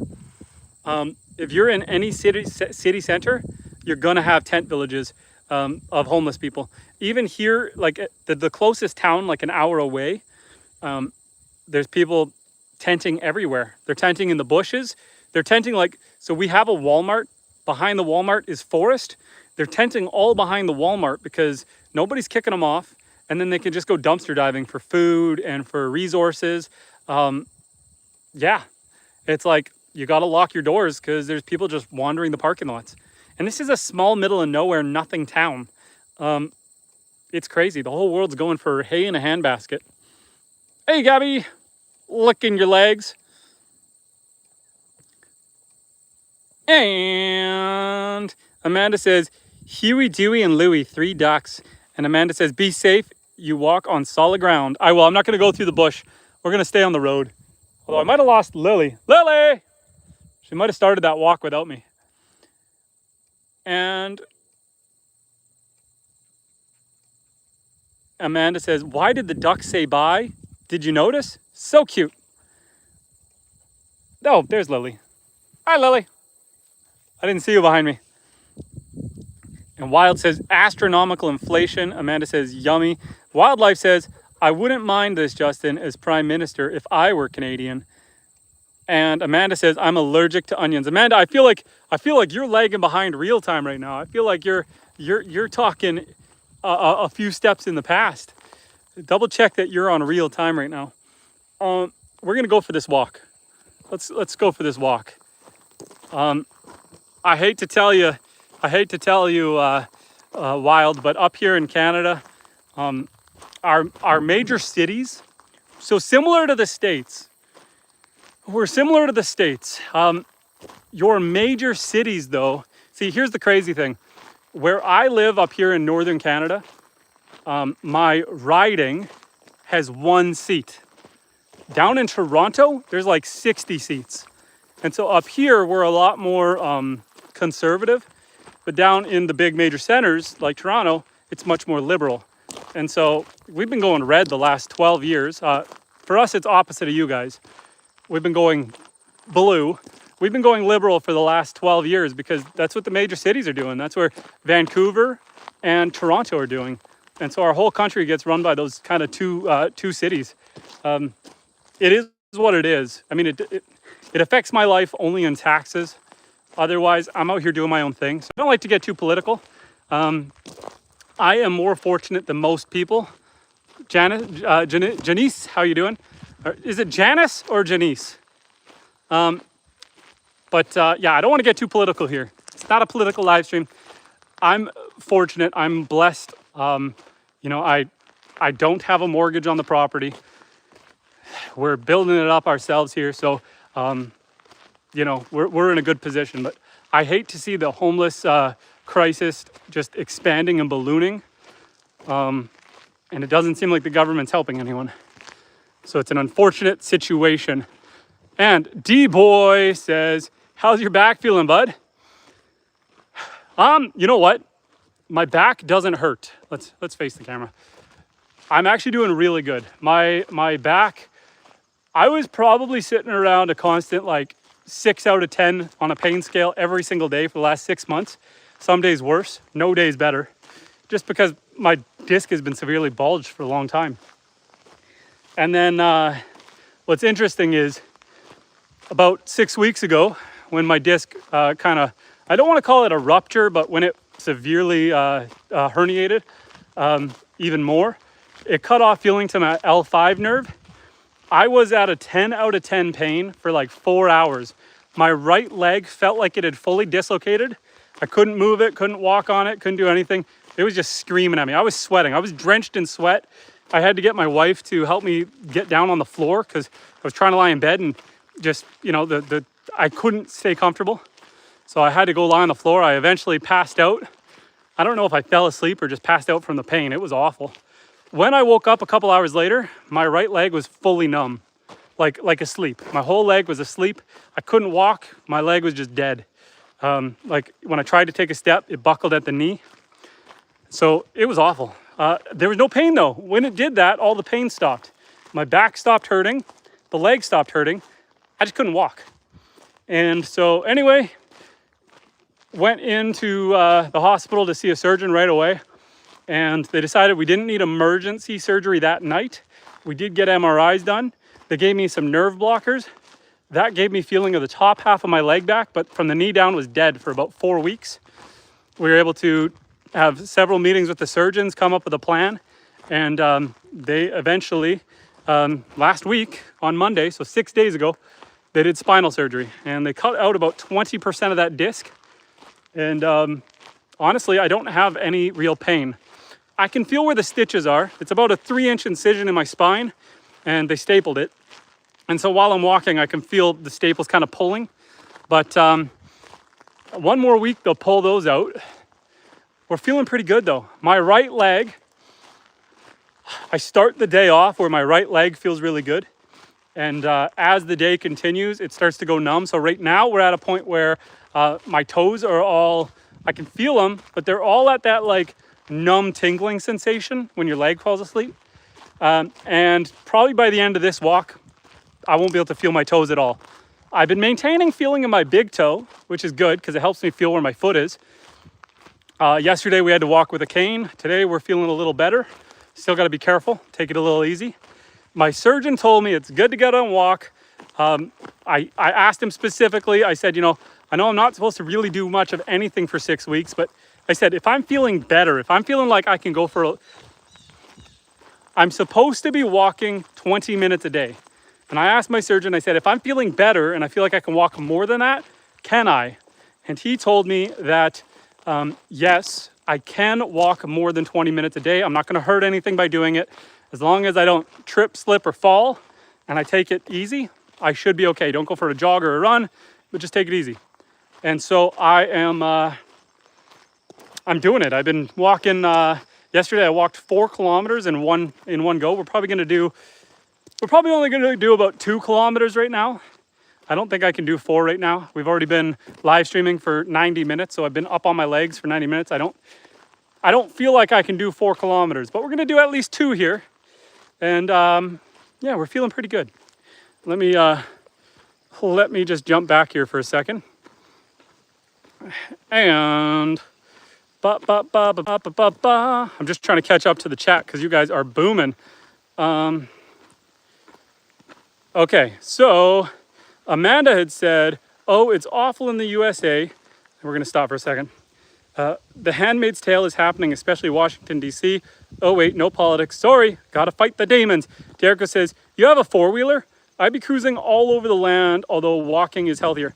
So Derrico, I do have a 4-wheeler. It's currently broke down. I've either got a gummed up fuel line or a blown fuel pump, so I gotta change that. But I'm not allowed on a quad right now even. I'm barely even allowed to sit.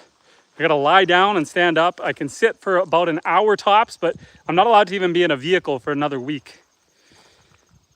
And Matthew says, how many seeds for mini sour apples would you like? And I will send you some. I can gather them if you want. I have a lot. Matthew, check out my main channel here and hit me up on my email address. My email address shows up on the channel and we'll chat there. Or that's probably the best spot. Let's chat over there. And Wild says, if you know, you know. D-Boy says, I have pain in my right leg and pelvis. I've just been dealing with it. I hope I don't have to get to a point. That point, it sounded awful and probably scary. And Amanda says, my nephew traveled to Haiti and Africa and built solar-powered water pumps and solar-powered devices. That's awesome. Derrico says, I love green Granny Smith apples. Wild says, I love Honeycrisp and Fuji. And apples are so underrated and are a cold climate fruit. Johnny Appleseed is the MVP. I'm just saying. Derrico says, if you tap the screen once, you'll be able to see if you've jumped to live. Amanda says, I love the goats. Can I sponsor one? I can name it and pay for some of the care. Amanda, I will let you know when we are about to have babies. We are going to have babies probably November. And so we will talk. We will talk. We will see if we get an Amanda baby goat. And Wild said, your nerve is regenerating. Derrico says, I like apples in the fridge cold. I like my apples warm. Fresh off the tree. The boy says, glad to see you're doing good then and moving around.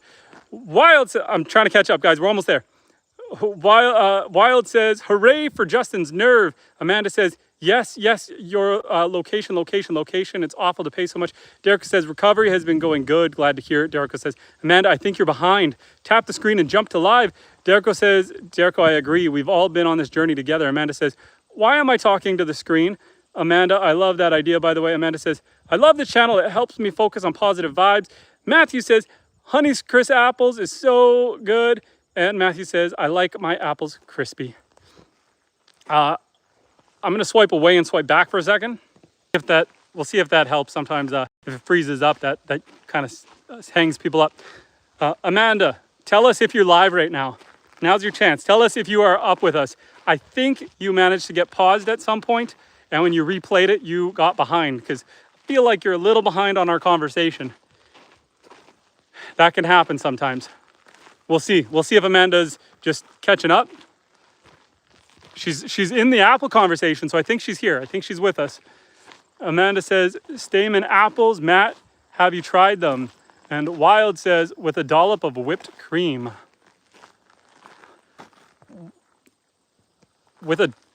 Apples with a dollop of whipped cream? That does sound good. I haven't tried it. I was eating my apples with some goat cheese. We made some goat cheese, and we're using it like a spreadable dip.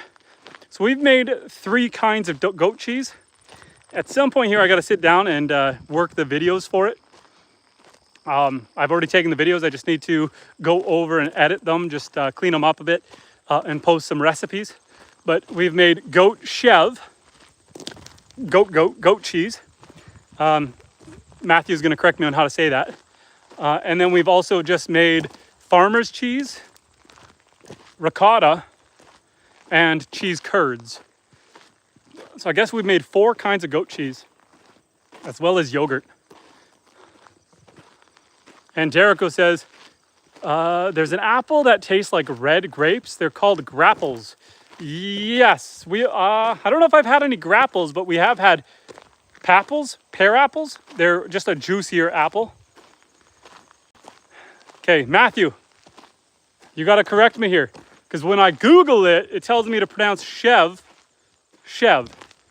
S-H-E-V, Chev. I know it's C-H-E-V-R-E, but spell it out phonetically for me. How would you say it? How would you say Chev? Some Chev cheese, goat cheese. And Erica says, I want an apple now. And Wild says, Humboldt frog cheese. Frog cheese? And Amanda says, oh dang, I could have used electric fences when I was married. Now I don't have any use. I sleep very well every night, not worry about others. Can you guys bug Amanda and tell her to jump onto live? I think she's about almost 5 minutes behind, maybe 10 minutes behind. I don't want her to think I'm ignoring her because I'm responding to everything, but I think she's not on live video right now. Try to let Amanda know that I'm responding to her, but I don't think she's live. I think she is very delayed. She should see the live chat.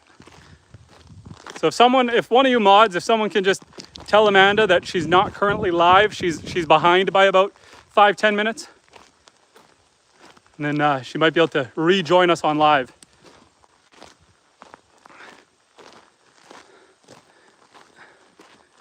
And Derico says, I've been trying to tell her to tap once and click to go live. And Wild says, I want trail mix now. Thanks, guys. And Derico says, Amanda, jump up live. Wild says, yummy jam and crackers. Jump to live, Amanda.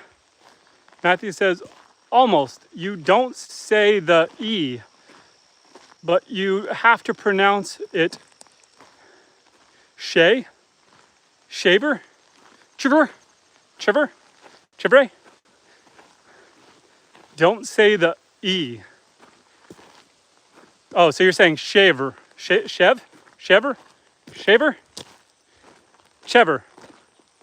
Are you saying chever? Chaver.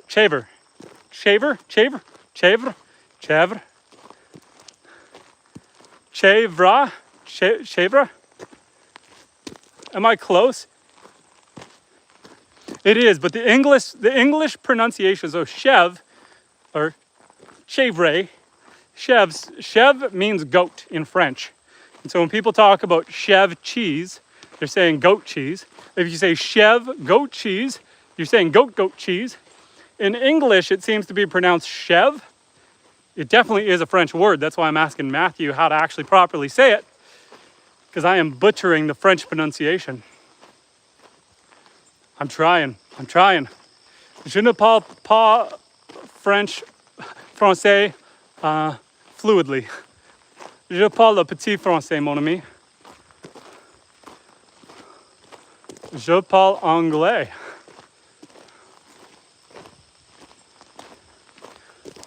J'habite à la Nord, Ontario. Or Ontario Nord. And Amanda says, my hair isn't done. I'm enjoying the feed. I'm in Florida. The Wi-Fi, this is the race horse capital of America. Sorry for the delay. So maybe Amanda is trying to be live, but it's buffering, and so she isn't able to quite be on live. Well, she's gonna see, if she sticks around long enough, she's gonna see that I wasn't ignoring her and I've been responding to everything. So hopefully she catches that. Du Bois says, I can say, can you speak French in French? That's it. Tu parles le petit français, mon ami? And Wild says, Justin, you're going to have a sick beard by Christmas. Thank you. It's growing in. It's coming back. I'm gonna have to trim all of this to let this little scraggly stuff catch up. I always grow really quick in the front. I can grow a sick goatee. My goatee game is hard, but the cheeks are slow. The cheeks are slow to come in. I can grow a sick neck beard. That's how you pretend you've got a jawline. You can pretend to have a sick jawline by just growing the hair underneath the chin.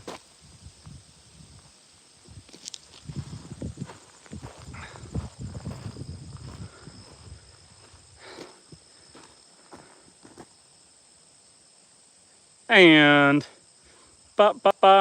Wild says, I have a cousin here. Matthew says, almost, but you have to create an Instagram and I'll be able to send you voice messages to correct you. And Amanda says, you are very, very blessed. I can't wait to see the new homestead. Wild says, nice town. Derico says, did you watch Happy Gilmore 2 yet? You know what happened? I watched the first half of it. And then my Netflix account kicked me out because I was sharing it with my parents. And then it wouldn't send me the email to get back in because I guess it was being filtered through spam or something, and it wouldn't send me the email to get back. And so I got locked out of my own Netflix account, and so I just deleted my account. So I watched half of it, and it was really funny. I actually really liked it. I feel like I caught the best half, though. I feel like they make the first half of the movie better. So I'm gonna end knowing I enjoyed what I saw. And Du Bois says, my beard's the same way, cheeks are always lagging behind. Yeah, I don't have that Viking blood in me. No Vikings. My ancestors did not get raped and pillaged by Vikings. And Wild says, that's the you stole my jam look. Du Bois says, Netflix got stingy. Yeah, I already have, I don't watch TV. I'm watching a little more right now because I'm resting lots. Back surgery, you know. But I don't watch a lot of TV. So getting rid of my Netflix account, it was just an expense. I already have Amazon Prime. So I've just been watching shows on that. I just finished watching Upload on Amazon Prime. Upload. I really enjoy the main male actor on there. He's been on a few things that I've enjoyed. And so I just finished watching Upload, 4 seasons. It was pretty good. I liked the ending. It was good. They wrapped everything up. Yeah. Upload. I recommend it. 4 seasons. Gets a little repetitive, but it's pretty good. And Matthew says, est-ce que tu parles français, Du Bois? Is that what you know how to say in French? Qu'est-ce que c'est? And Amanda says, it's great you're healthy, not overweight. You're looking awesome. Take it easy, okay? For you, it's hard. Just listen to your body. God favors you. Well, thank you, Amanda. I appreciate that. One of the things that I was doing before I blew my back out, I knew it was coming. Lily, come on, we're going to turn around, Lil. That's about 1 kilometer. We got to get back. Come on, Lil. Lily. Lily. Come on, Lil. Let's go. Let's go, Lily. What do you see, Lil? Come here. Lily. Lily, come. Come on. Come on, Lil. Let's go back. She is hesitant. She doesn't want to come. Come on, Lily. Let's go. Let's go. Let's go. Come on. Pick it up. Pick it up. Faster. Faster. Let's go. Let's go. Let's go. Let's go. Let's go. Vroom. Hi, Lily. Good girl, Lily. Let's go. Let's go this way. Yeah, this way. Lily's the real MVP. Anyway, I was saying, I was trying to stay ahead of my back blowing out because it was getting worse and worse and I knew it. And so I started going to the gym 3 to 5 days a week. And so I was in back in university, I was in the best shape of my life, but I was getting close. I was getting back there. We were going hard. We were going to the gym very often, working out lots, running lots. And then sure enough, I blew my back out. Spent about 4 weeks not being able to walk. And now we're on 6 more weeks of recovery. So the only good thing is this is like a cheat code to cutting weight. We're able to stay pretty thin because we're resting lots. So we're not, burning lots of calories, not having to eat lots. So we're able to stay thin, but we lost all that muscle growth that we got over the 5-6 weeks before I blew my back out. So we're in good shape. I think we'll get back there once I'm able to lift stuff. But I'm the lightest I have been since like I started university. I'm sitting at 157 pounds roughly. Before I blew my back out, I was 165 lean. When I was in university, I went through a bulk and I was 190, but 190 muscular. And then I normally sit around 175. So we've gone from 175 down to 157 over the last like 2 months. So we've shaved off like 20 pounds. I am 5'10". 5'10". I used to be 5'11", and I blew my back out. We're 5'10". Let me stop and just read the chat for a second. And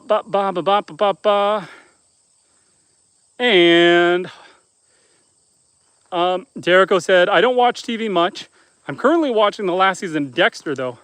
And Matthew says, I'll listen to the movie Oppenheimer soon on Netflix. And Du Bois says, I know the Americanized French version and I'm gonna spell it wrong. Parlez-vous français? Parlez-vous français? And Wild says, must have coffee. Amanda says, your cowboy hat is hearts. Can you do the boots on the ground dance? Oh, not yet. Your wife can practice. I don't know the boots on the ground dance, but I can't dance at all right now because I'm not allowed to bend, lift, or twist. And I feel like dancing falls into that category. And Matthew says, parlez-vous français? And Du Bois says, yeah, oui. And Ryan says, I scrolled into my back blowing out. That's one hey of an intro to a live stream. And Du Bois says, I lied. I know that too. Du Bois says, sour apples. And I still think Amanda's behind by like 15 minutes. And Wild says, oh, dang. Yeah, sorry, Ryan. Blew my back out. I had spinal surgery a week ago. This is not Brokeback Mountain. We did not blow our back out doing anything like that. We blew our back out over an old hockey injury that kept flaring up on me until my body just said, I give up. So, yeah, that's that. Otherwise, be a beautiful day for a walk. Can't complain here. Gorgeous day. Got the road behind me right now, but we're walking back towards the lake. I didn't want to go too far. I didn't want to overdo it. I mean, I'm already pushing it. So we'll just go back and hang out at the farm for a little longer. We got Lily walking with us. Derico says, do you watch professional hockey? I used to. Back in university when I used to play hockey, I used to be on, a couple different fantasy hockey leagues. Same with football teams and stuff. Used to watch every game that I could. But that's when I lived in a city. There was bars where you could go to and just watch the game.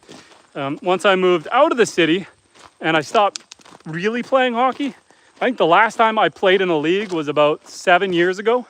I played in a men's league. But since then, my back's just been getting worse, so I had to stop playing hockey. And since I live off-grid, I don't have cable. I don't even watch it anymore. Yeah, basically since LA, the Golden Knights got a team, I think that was the last year that I watched hockey, like consistently. And Wild says, I'm so happy for the prognosis. Fingers crossed that we are better going forward. There's about an 85% chance that this is gonna fix me. 15% chance I blow it back out. That 15% is higher in the first year. So I gotta be careful for this first year. But I feel like I'm doing everything right. I bought a skid steer. And so I plan to do a lot less lifting, a lot less bending. I heat my house with firewood. And so typically I got to get off my quad. Like I go into the bush, I down all the trees. I then got to buck them up into smaller lengths. And then I get in there with the quad. I got to use cable or chains, hook them onto the quad, drag them out of the bush. And then I got to bend over at ground level and cut them all up. And it's a lot of bending. Then I got to lift it all by hand, you know, split it all. It's a lot of labor on my bad back. Now with the skid steer, after I down a tree, I can just grab it with the clam bucket, drag it out of the bush, lift it, cut it at a nice lifting height, scoop it up with the bucket, or just have my army of children load the bucket up, and then drive it over to the splitter and keep everything at good working height. So I bought that machine ahead of time, knowing that my back was bad, hoping to stay ahead of blowing my back out. That was, you know, working out and buying the machine. I was trying to stay ahead of it. But at least now we're prepared going forward, and we just got to take it easy so we don't do it again. And Derico says, there's a show on Netflix based in Canada called Letterkenny. It's funny. Yeah. Letterkenny, the first season, the OG season of Letterkenny was hilarious. And then I think it started to sell out and run out of ideas. But it started off as just like a YouTube show. So if you check out, I don't know if you can still find it, but Letterkenny on YouTube, the original, it had that Trailer Park Boys feel. It was really good. And Wild says, would you ever harvest maple syrup? So I don't have any maple trees here. Instead, what I have is birch. And I harvest birch sap, birch water every year. This year, I think I got about 200 liters of birch water. And so I try to harvest that every year. You can turn that into birch syrup. It's a little more savory, a little less sweet than maple. But maple syrup takes 20, well, we'll call it gallons. It takes 20 gallons of maple to make 1 gallon of maple syrup. For birch, it's 100 gallons of birch for 1 gallon of syrup. And so it's really expensive. It's hard to make. Yeah, there was a guy up here. Fun little story. There was a guy up here who was making maple syrup, or birch syrup, sorry. Let me restart. There was a guy up here in this area who was making birch syrup, and he was starting it as a business, bottling it and selling it, distributing it. And at the business I run, he was one of my customers. And so to support him, I had bought a case of birch syrup off of him. I bought a case for like $500. And then you know what he did? After I bought the case, he stopped paying his bills with me, racked up some debt, and then went bankrupt. That bugger. I went to support him, spent $500 of my money buying him syrup, ended up stinging me for just over $5,000. Some people's children. You know, you try to support it. He couldn't even give me the $500 back. What a bugger. That's business, that's life. It is what it is. At some point, we're going to have to make them Italian shoes. Just kidding, just kidding. Gotta be careful what I say on here. But yeah, some people's children, I tell you. And Wild says, Netflix has so much content. Yeah, I stopped paying for my Netflix account, and instead I'm just using Amazon Prime. I mean, I don't watch enough. I don't watch a lot. Even right now, I'm not watching much. The only thing I like is with the iPhone on the screen here, if I'm watching the Amazon Prime app, I can minimize it and do other stuff on my phone, and it'll stay in the top corner. So if I'm watching a show that I can kind of half pay attention to, it's really good because I can do other stuff. I can scroll the internet, check emails, just do other stuff while I have that up. And Noel says, hello from China. Hello, Noel Gallagher. How are you, friend? We are up here in northern Canada right now. And Derico says, you gotta have some nice fish in your lake. And you promised to take me fishing. Derico, I did do a fishing live stream. I did one before my surgery. But right now I'm not allowed to sit in the boat.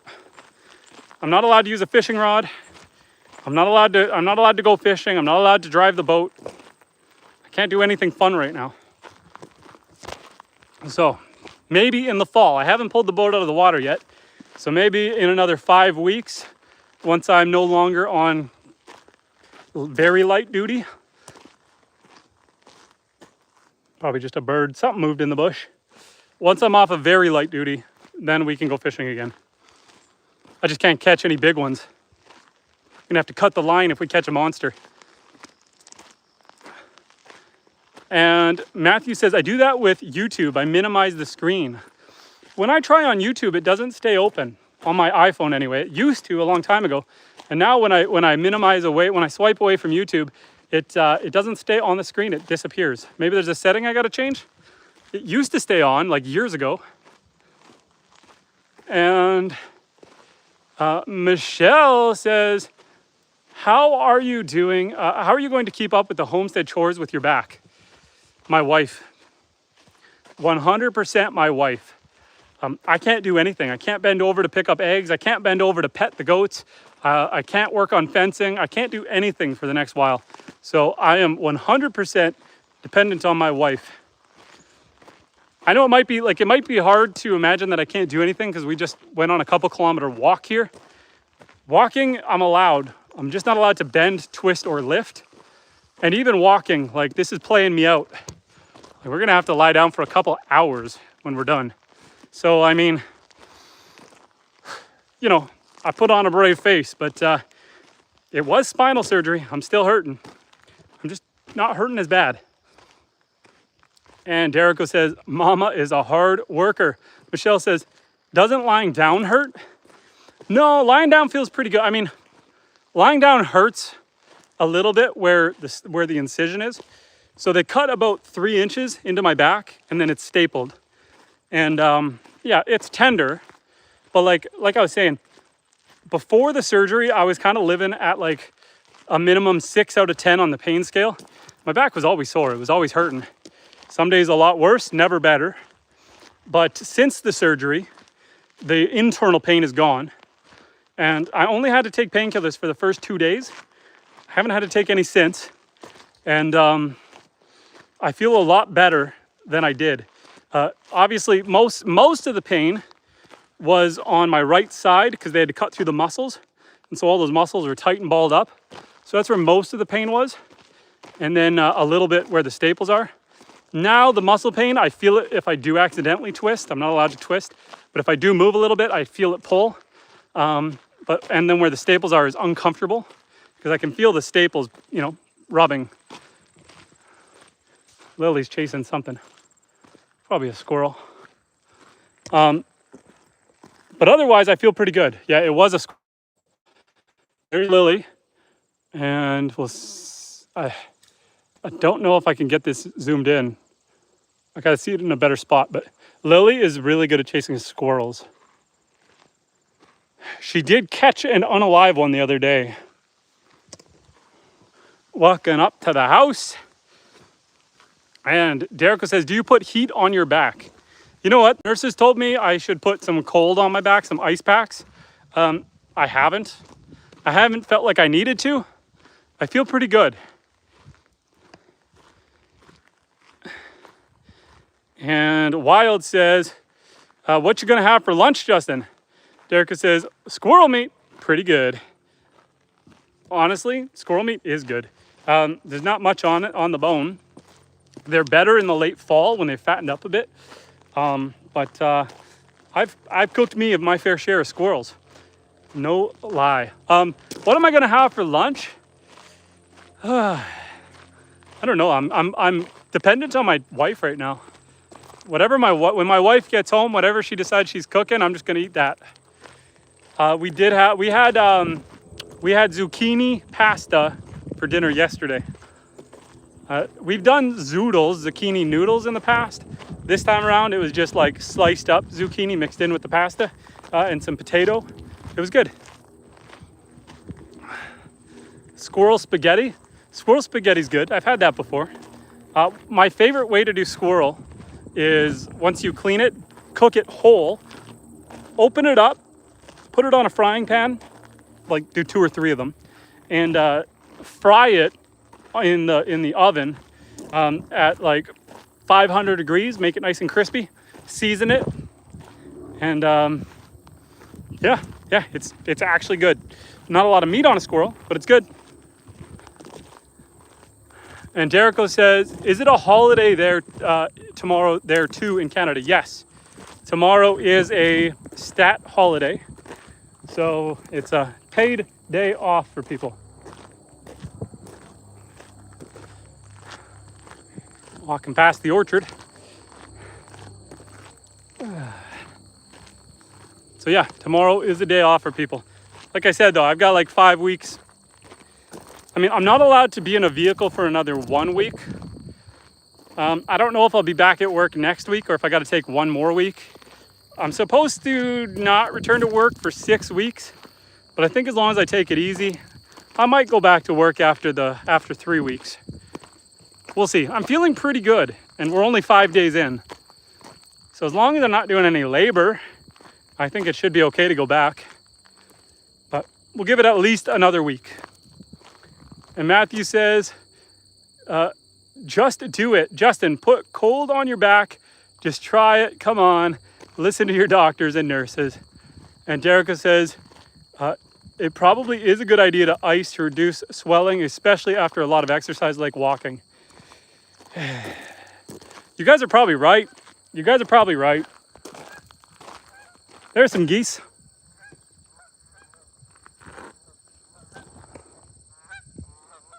Some geese. Gotta take a look and see where the goats are. Oh, I see 1, 2, 3. They're all hanging out by the house. They didn't go anywhere. It is hot out here, guys. There's one on the deck. The only thing I don't like, I'm gonna have to get my wife to do it. She's not gonna like it.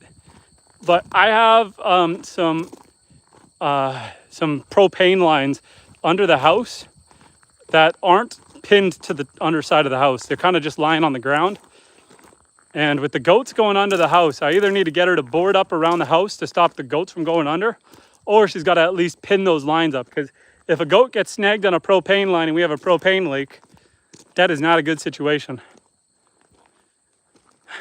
So there's no real stopping the goats, but I kind of do have to stop the goats. And Parvati, welcome back to the chat. Says good evening, Canadian guy. Japan time. It is 1:25 a.m. Thank you so much. Nice and I'm too sleepy, so I will sleep now. Good night. Good night, Parvati. Thanks for saying hi. Jericho says, what's the biggest fish you caught out of that lake? My son caught like a 38-inch muskie. That's a pretty big one. I caught a 36-inch pike. There's bigger. There's like at least 60-inch plus muskies in this lake. Look up a muskellunge. Look up a muskie. Google muskie fish. They're massive. They're massive. They get about 6 feet long. And yeah, my son caught a 38-inch one, which is pretty good. And then we have northern pike. I caught a 36-incher, which is also pretty big. A 3-foot long fish. Matthew says, try it before saying you don't need it. And the Swiss Vapor CS says, howdy, what's happening? We are just hanging out by the lake. We just went for a walk. We were hanging out with the ducks. Now we got the goats chilling. My kids like to play carpenter with my scrap wood. So they've made this little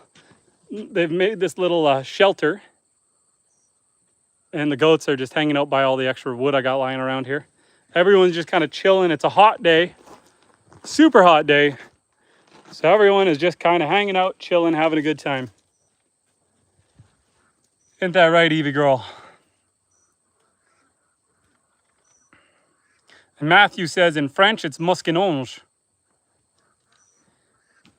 And Matthew also said, put a fence all around the house to prevent damage from the goats. It's not a bad idea, just using some netting. But I do need to put some plywood and insulation. I got the insulation all cut from last year. It's just kind of tucked under the house. And I need to put that back up under the house everywhere too. And the Swiss Vapor says, pretty warm today. How about you? It is around 81 degrees out here. It is a smoke show. We're up here in northern Canada, hanging out with the farm animals. And it is a smoke show. I'll just hang out in the shade. Ah, there's a goat right here too. What you eating, girl? You got a mouthful of something. Is it just your cud? Oh, so yeah. Anyway, just having a little homestead hangout. Matthew says, so the next time I'll talk to you, you'll have tried ice on your back. You know what? I'll take a look and I'll pull out a steak or something from the freezer. I'll put it around a dishcloth and I'll put it on my back when I go lie down here. I will do it. I will do it. I will do it. And the Swiss Vapor says 6:34 p.m. here, 76 degrees, so it's fine. It is 11:36 here, 11:35. And up here in northern Canada, it's 11:35 a.m. and it's about 81 degrees. And the Swiss says, there's a goat behind me. Just stumbled over your live. I missed the wilderness. Where are you from, my friend? Where are you living right now? This is my off-grid homestead. It's a peninsula, so the lake goes all the way around the property. I've got 156 acres. We got currently 1 cow. We've had 3. We're getting 2 more. So we've got cattle, pigs, goats, rabbits, ducks, chickens, dog. Bast. Come here, Bast. What you doing? Hey, big guy. You're rubbing your back on the roof. Come here, Bast. You guys are probably destroying the insulation on the underside of my house. You guys are probably rubbing your horns all into it. Bast, come here. Get out of there, buddy. No, don't dig. Don't do that. There you, oh, you're finding a nice spot to lie down, my boy. You're a good boy. Lily taught you this. My dog loves living under the house. And the Swiss Vapor says, Switzerland, moved in 2010 from Wisconsin. Nice. Matthew says, and it's muskinonge. Muskinonge. You need to say the E. It's not a normal E. Muskinonge. We call it muskalunge, so it's muskinonge. Muskinonge. Isn't that right? Muskinonge. Muskinonge. What are you guys doing? Hey, none of that, yo. None of that. She's too young for you, big guy. None of that, none of that. Hey, you guys.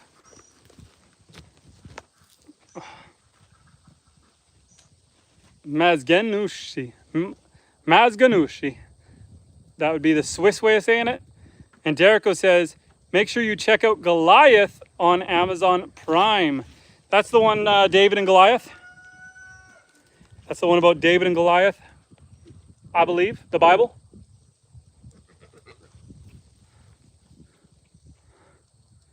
Hey, girl, you trying to eat your leg? I know, Rooster.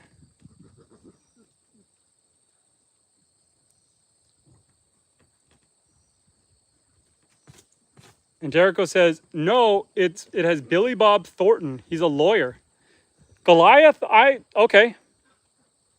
I will check that out. It's a series. I think there's one on Amazon Prime about David and Goliath that I saw too. What's that one called? The Swiss Vapor says, we also speak French and Italian. Mi namo è Justin. It's either Spanish or Italian. Je parle petit français. That's about all I can say, though. I can read it better than I can say it. Up here in Canada, we have to learn French as a second language through high school, at least up to grade 9. So it's been a hot minute since I've had to learn French.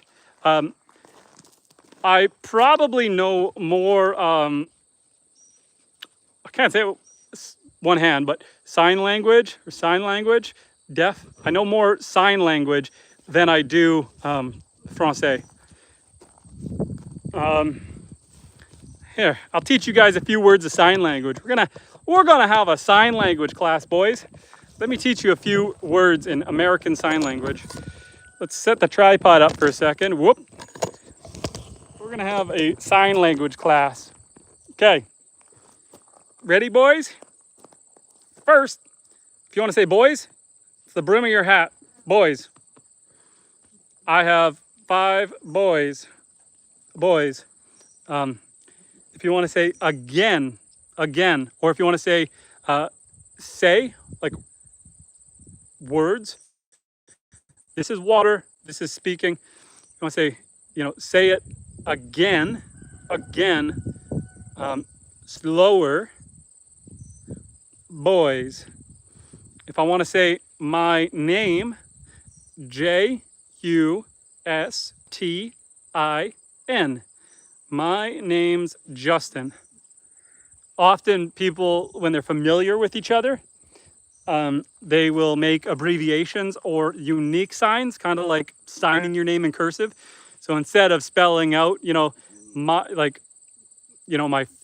friend, his name is, instead of spelling it out, if you're really familiar with each other, you might just do a sign, Justin. If you want to say good. If you want to say thank you, take this hand away. Thank you. Good. I'm good. You. Good. If you want to say, I don't know.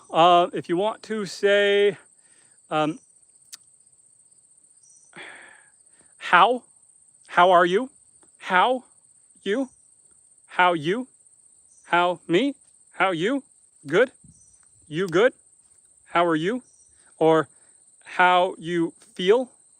How do you feel? Good. If you want to say like where,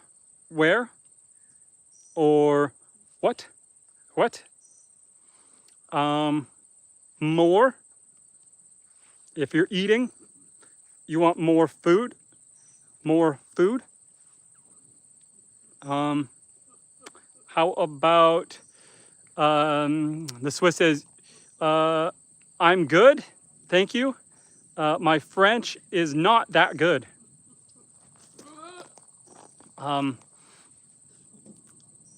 So there's two versions to saying sign language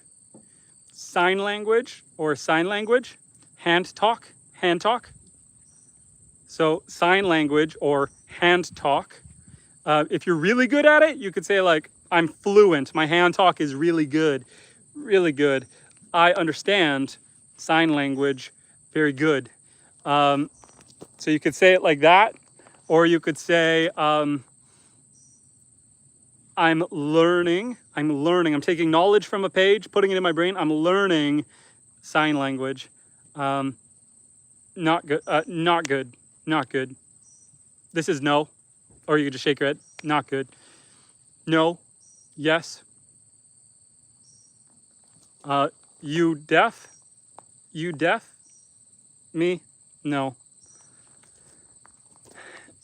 And the Swiss says, my father's half French. And Matthew says, oh boy.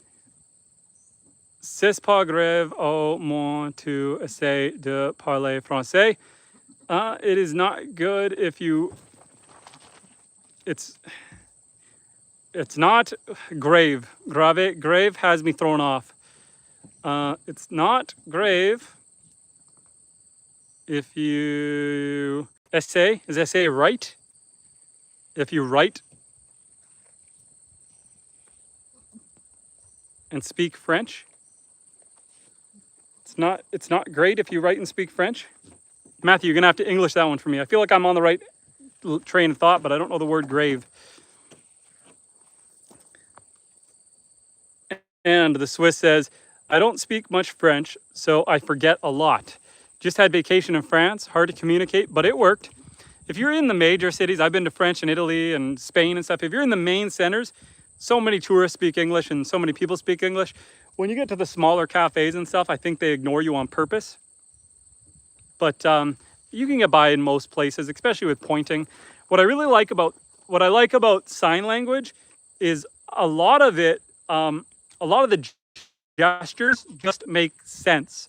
Like, this is a snake, make a little head, snake, and slither. This is a fish, a fish. a lot of things just make sense. Some not so much. Bug, a bug. Some stuff is a little weird, but a lot of it just makes sense, you know? Drink water, drink. You know, dad is up here. Dad, mom, grandpa, mother, you know, baby, day, night. So a lot of it just makes sense. So you can kind of communicate, and especially when you're learning sign language. Gotta move around from the light for a second. When you're learning sign language, trying to find a good angle here. My screen is like adjusting to the light, and it's impossible to see. A lot of sign language is, you know, because it's a physical language, you also talk with your mouth at the same time. You word it, and so you can kind of, especially if you're a deaf person who wasn't always deaf, or you're a hearing person, it's easy to communicate with a sign language person, for the most part. The language cuts out a lot of in-between words. So like you don't have to say, how do you feel? You would just say, how are you? Or how you. You don't have to say feel. Or you could just say, you good? You don't have to say how you feel or you good. You just say you good, and the rest fills in. And Matthew says, no worries, at least you talk. Matthew retracted it. No worries, at least you try to talk French. Grave in French is serious in English. That was the sentence I've said before in French. Okay.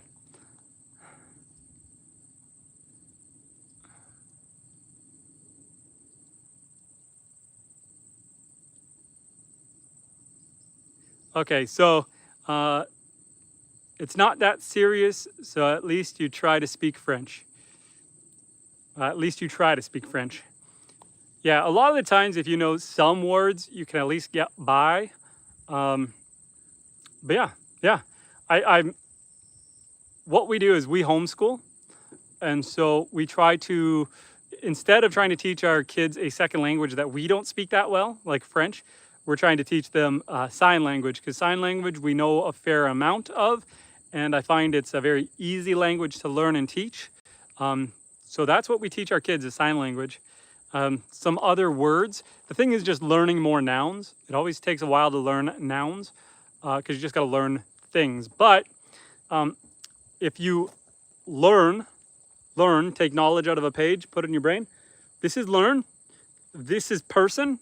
So if you're a student, I'm a learning person, a student. And if you're a teacher, you pull the knowledge out and give it to someone. So you're a, or there's two ways to say it, but one would be to pull the knowledge out, give it to someone, person, teacher, or I believe it's like this, a teacher.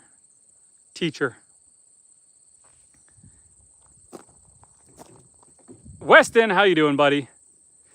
And the Swiss Vapor says, but I need to speak more. I'd probably move to France or Geneva in the future. Hi, Weston. We were just out here chilling. We've been live streaming for 136 minutes, 2 hours. We crushed it.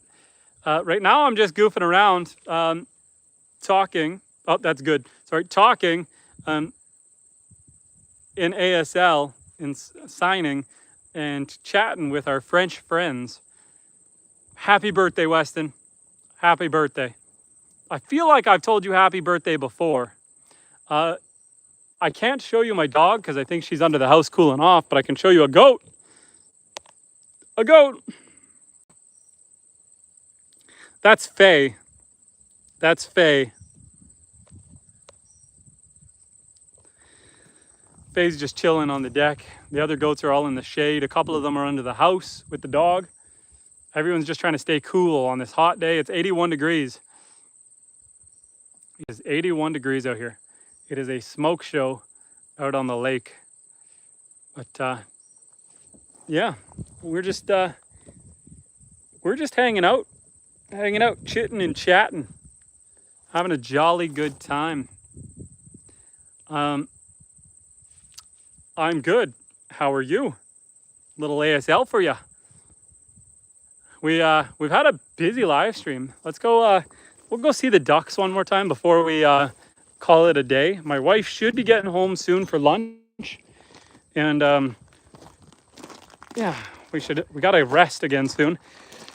Reminder for those who are just kind of lurking in the background: we had spinal surgery 6 days ago, and so we've been trying to push it, but we gotta also take it easy. So we're gonna have to go lie down soon, but let's go on this side of the fence and hang out with the ducks for a minute. The ducks are just enjoying the pond, the pools, the shade. I'm gonna have to let the chickens out soon, but they're in their shelter. They're nice and cool. They got access to water and food. The ducks are right here. There are the ducks. And where's the children? My wife and children, they went into town for church today, and they went to get some groceries after church. Needed some more vegetables, but I couldn't go with them because with the back surgery, I'm not allowed to drive for another week. I'm not allowed to be in a vehicle for a week. And especially, it takes an hour to get to town, and I'm not supposed to be sitting for more than a half hour at a time right now. So, no bueno, no bueno. I got abandoned, left behind, fending for myself. But I got the ducks. They keep me company.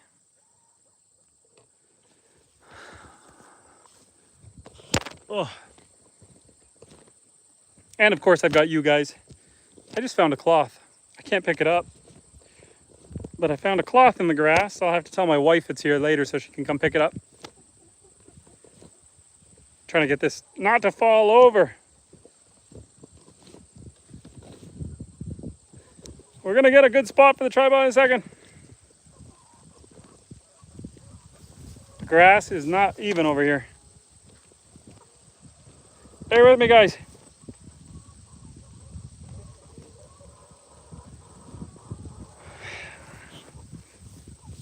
Okay, right here, right here. Right here. There we go. I think, we can't really see the duckies right now. They're over there. There we go. That looks good. That looks better. That looks better. And you're about to fall. I'll step on it. There we go. And Matthew says, yeah, but you took the car to come back home after the surgery. Yeah, that's kind of the necessary evil. I was kind of worried about that too, because that's what I said to them. But I think the idea was you're under so much muscle relaxers and drugs and opioids and stuff that everything's loosey-goosey. Noe, get away from the propane lines. Hey, Oreo. You guys chew on that, you're gonna die and blow my house up. Goats. Anyway, so I think it was just a necessary evil. They don't have space in our hospitals. Welcome to Canada. They don't have space for you to recover in the hospital, so they got to just ship you home and cross their fingers and hope for the best. And Wild says, Justin, don't overdo it, man. You're not even a week removed from a procedure. I know. We're 6 days. Tomorrow is 1 week. And then in another week, so at week 2, I got to go see the surgeon again. We'll do a follow-up, get some x-rays and see how it's healing and pull the staples out of my back. So that is next week. And Matthew says, hey, I have a mini watermelon, so if I can send you some, I will gladly do it. Matthew, hit me up on email and we'll chat.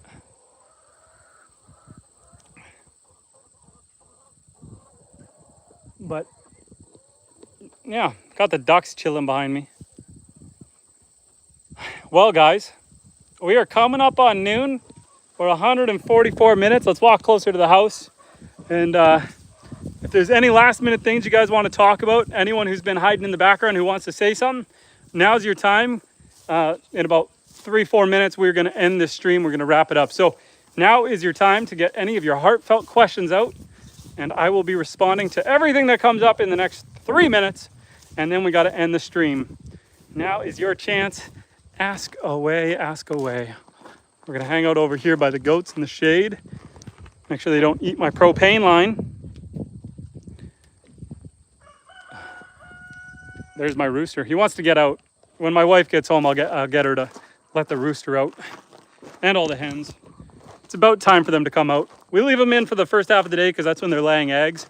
And it's just, you know, not the most fun when you start losing eggs to goats eating them. And got to see the screen. The sun is so bright. You know what? Let's just go inside. We'll go inside for the last few minutes. Hey, girl. You're going to have to let me in. Scoot your bum. There we go.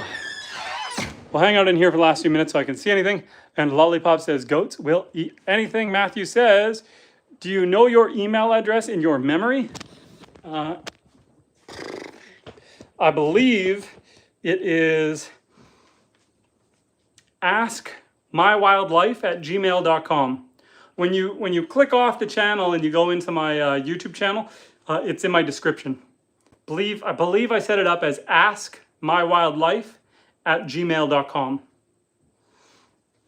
That'll be the best spot to find it, though, is if you just go to the channel and right on my channel profile in the description is my email address. For anyone who wants to chat on a more private one-on-one, just shoot me an email, or you guys can join up on the Patreon. I've got it set up free with a free chat room, and so I know Matthew's over there. I could post it over there too, Matthew. So if you guys want any one-on-one chatting, that's absolutely okay. Just hit me up on email or on Patreon. And the Swiss Vapor says, I'm actually just went for a walk. It's so nice outside. Walking the furry friend, not island. Walking the furry friend. What kind of dog do you have? I assume the furry friend is a dog. That being said, the furry friend could be a goat. It could be a hamster, but I'm going to assume it's a dog. Lily, my dog, is a yellow lab golden retriever. And I've had in the past, oh, it's a cat. You're walking your cat. I was wrong. Does your cat walk on a leash, or your cat just follows you? Cat just goes for walks.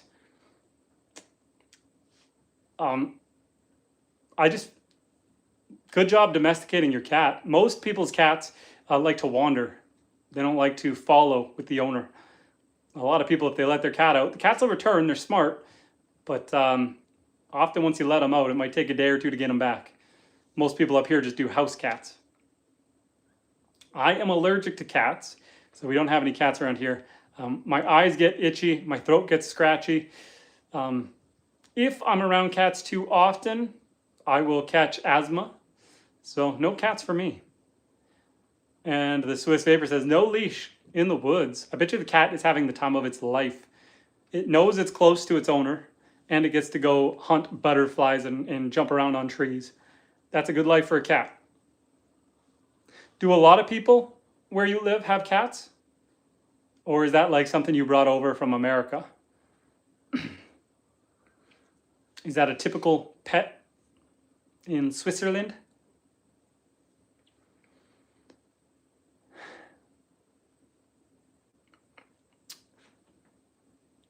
I have a yellow lab golden retriever, and I've had 2 German Shepherd Huskies in the past. Most recently, Daisy was my German Shepherd Husky. She was 9 years old, and she caught a bacteria called blastomycosis, and it multiplies in your lungs, and she passed away, unfortunately. Lily caught it as well, but she was a young pup, and so she was able to fight it off and recover. But because Daisy was older, it unfortunately got her. And then we're going to breed Lily next year with an Anatolian Shepherd. So we'll keep a couple of the pups as livestock guardian dogs. I'm also allergic to rabbits. And Matthew says, itchy and scratchy, as in The Simpsons. I'm also allergic to rabbits. I homestead rabbits. We have rabbits, but I'm actually more allergic to rabbits than I am cats. My eyes get itchy, but my skin breaks out in hives. So if I hold the rabbits, I actually break out in hives. And the Swiss Vapor says, in town, a leash is required for dogs. I've been walking my cat since 20 years ago. Nice. Nice. That's awesome. Well, guys, we are at 150 minutes of live streaming. Let me grab a steak from the freezer. I don't have none of those hanky-panky ice packs. Oh my word, I do. Look at my freezer, guys. This is my freezer. I thought I didn't have any ice packs, but not only do I have a bunch of ground beef, steaks, and a whole rabbit, I have some big ice packs. A big one and a small one. Here I am chirping them. I was thinking I was just going to use a steak to ice my back, but we'll use this. We'll use this. When it warms up a bit, it'll soften up a bit, get a little comfier. I got some ice cream and meat. Just meat and meat and meat. Don't worry, the dishes are clean. They're clean. Well then, we are going to wrap this live stream up for now. We're going to end the stream. I'm going to lie down, ice my back. It was really good talking to all y'all guys. We're going to have to end it here. And I look forward to chatting with you guys later. Thanks for all my returning viewers and for anyone new. I appreciate you guys. Yeah, this is a, what do you call it? A farmhouse sink. I really like it. I really like it. Nice and big. I ran this to hot water, so when I'm doing my dishes, I can spray it all down. Yeah, it's a lovely sink. Basically, I put all the pre-rinsed dishes go up here, rinse them off into the sink, keep them all just on one half, and then I scrub them down, slide them over, and then just give everything a rinse, and then dry it all off, or leave it to dry, whatever you're feeling. And beautiful sink, nice and big. Nice and big. Installed it myself. Did everything in this house myself. Fully gutted this whole house. It's not all finished. Some little things to do, but it's close. And and I think we call it a butler sink here. Okay. Okay, yeah, I think up here we call it a farmhouse sink, but butler sink, farmhouse sink. On that topic, I gotta let you guys go. So I appreciate you guys. I might be streaming again later tonight while we're recovering. We got time, but for now I gotta go lie down. You know, back surgery. So I'm going to go rest, take it easy, and I hope you guys have a good rest of your day. Maybe we'll chat again later. If not, I will catch you tomorrow or the next day. I got to go for daily walks. So the live streaming has been a good thing to do while I'm walking. Swiss Vapor, thank you for subscribing. We will chat again later.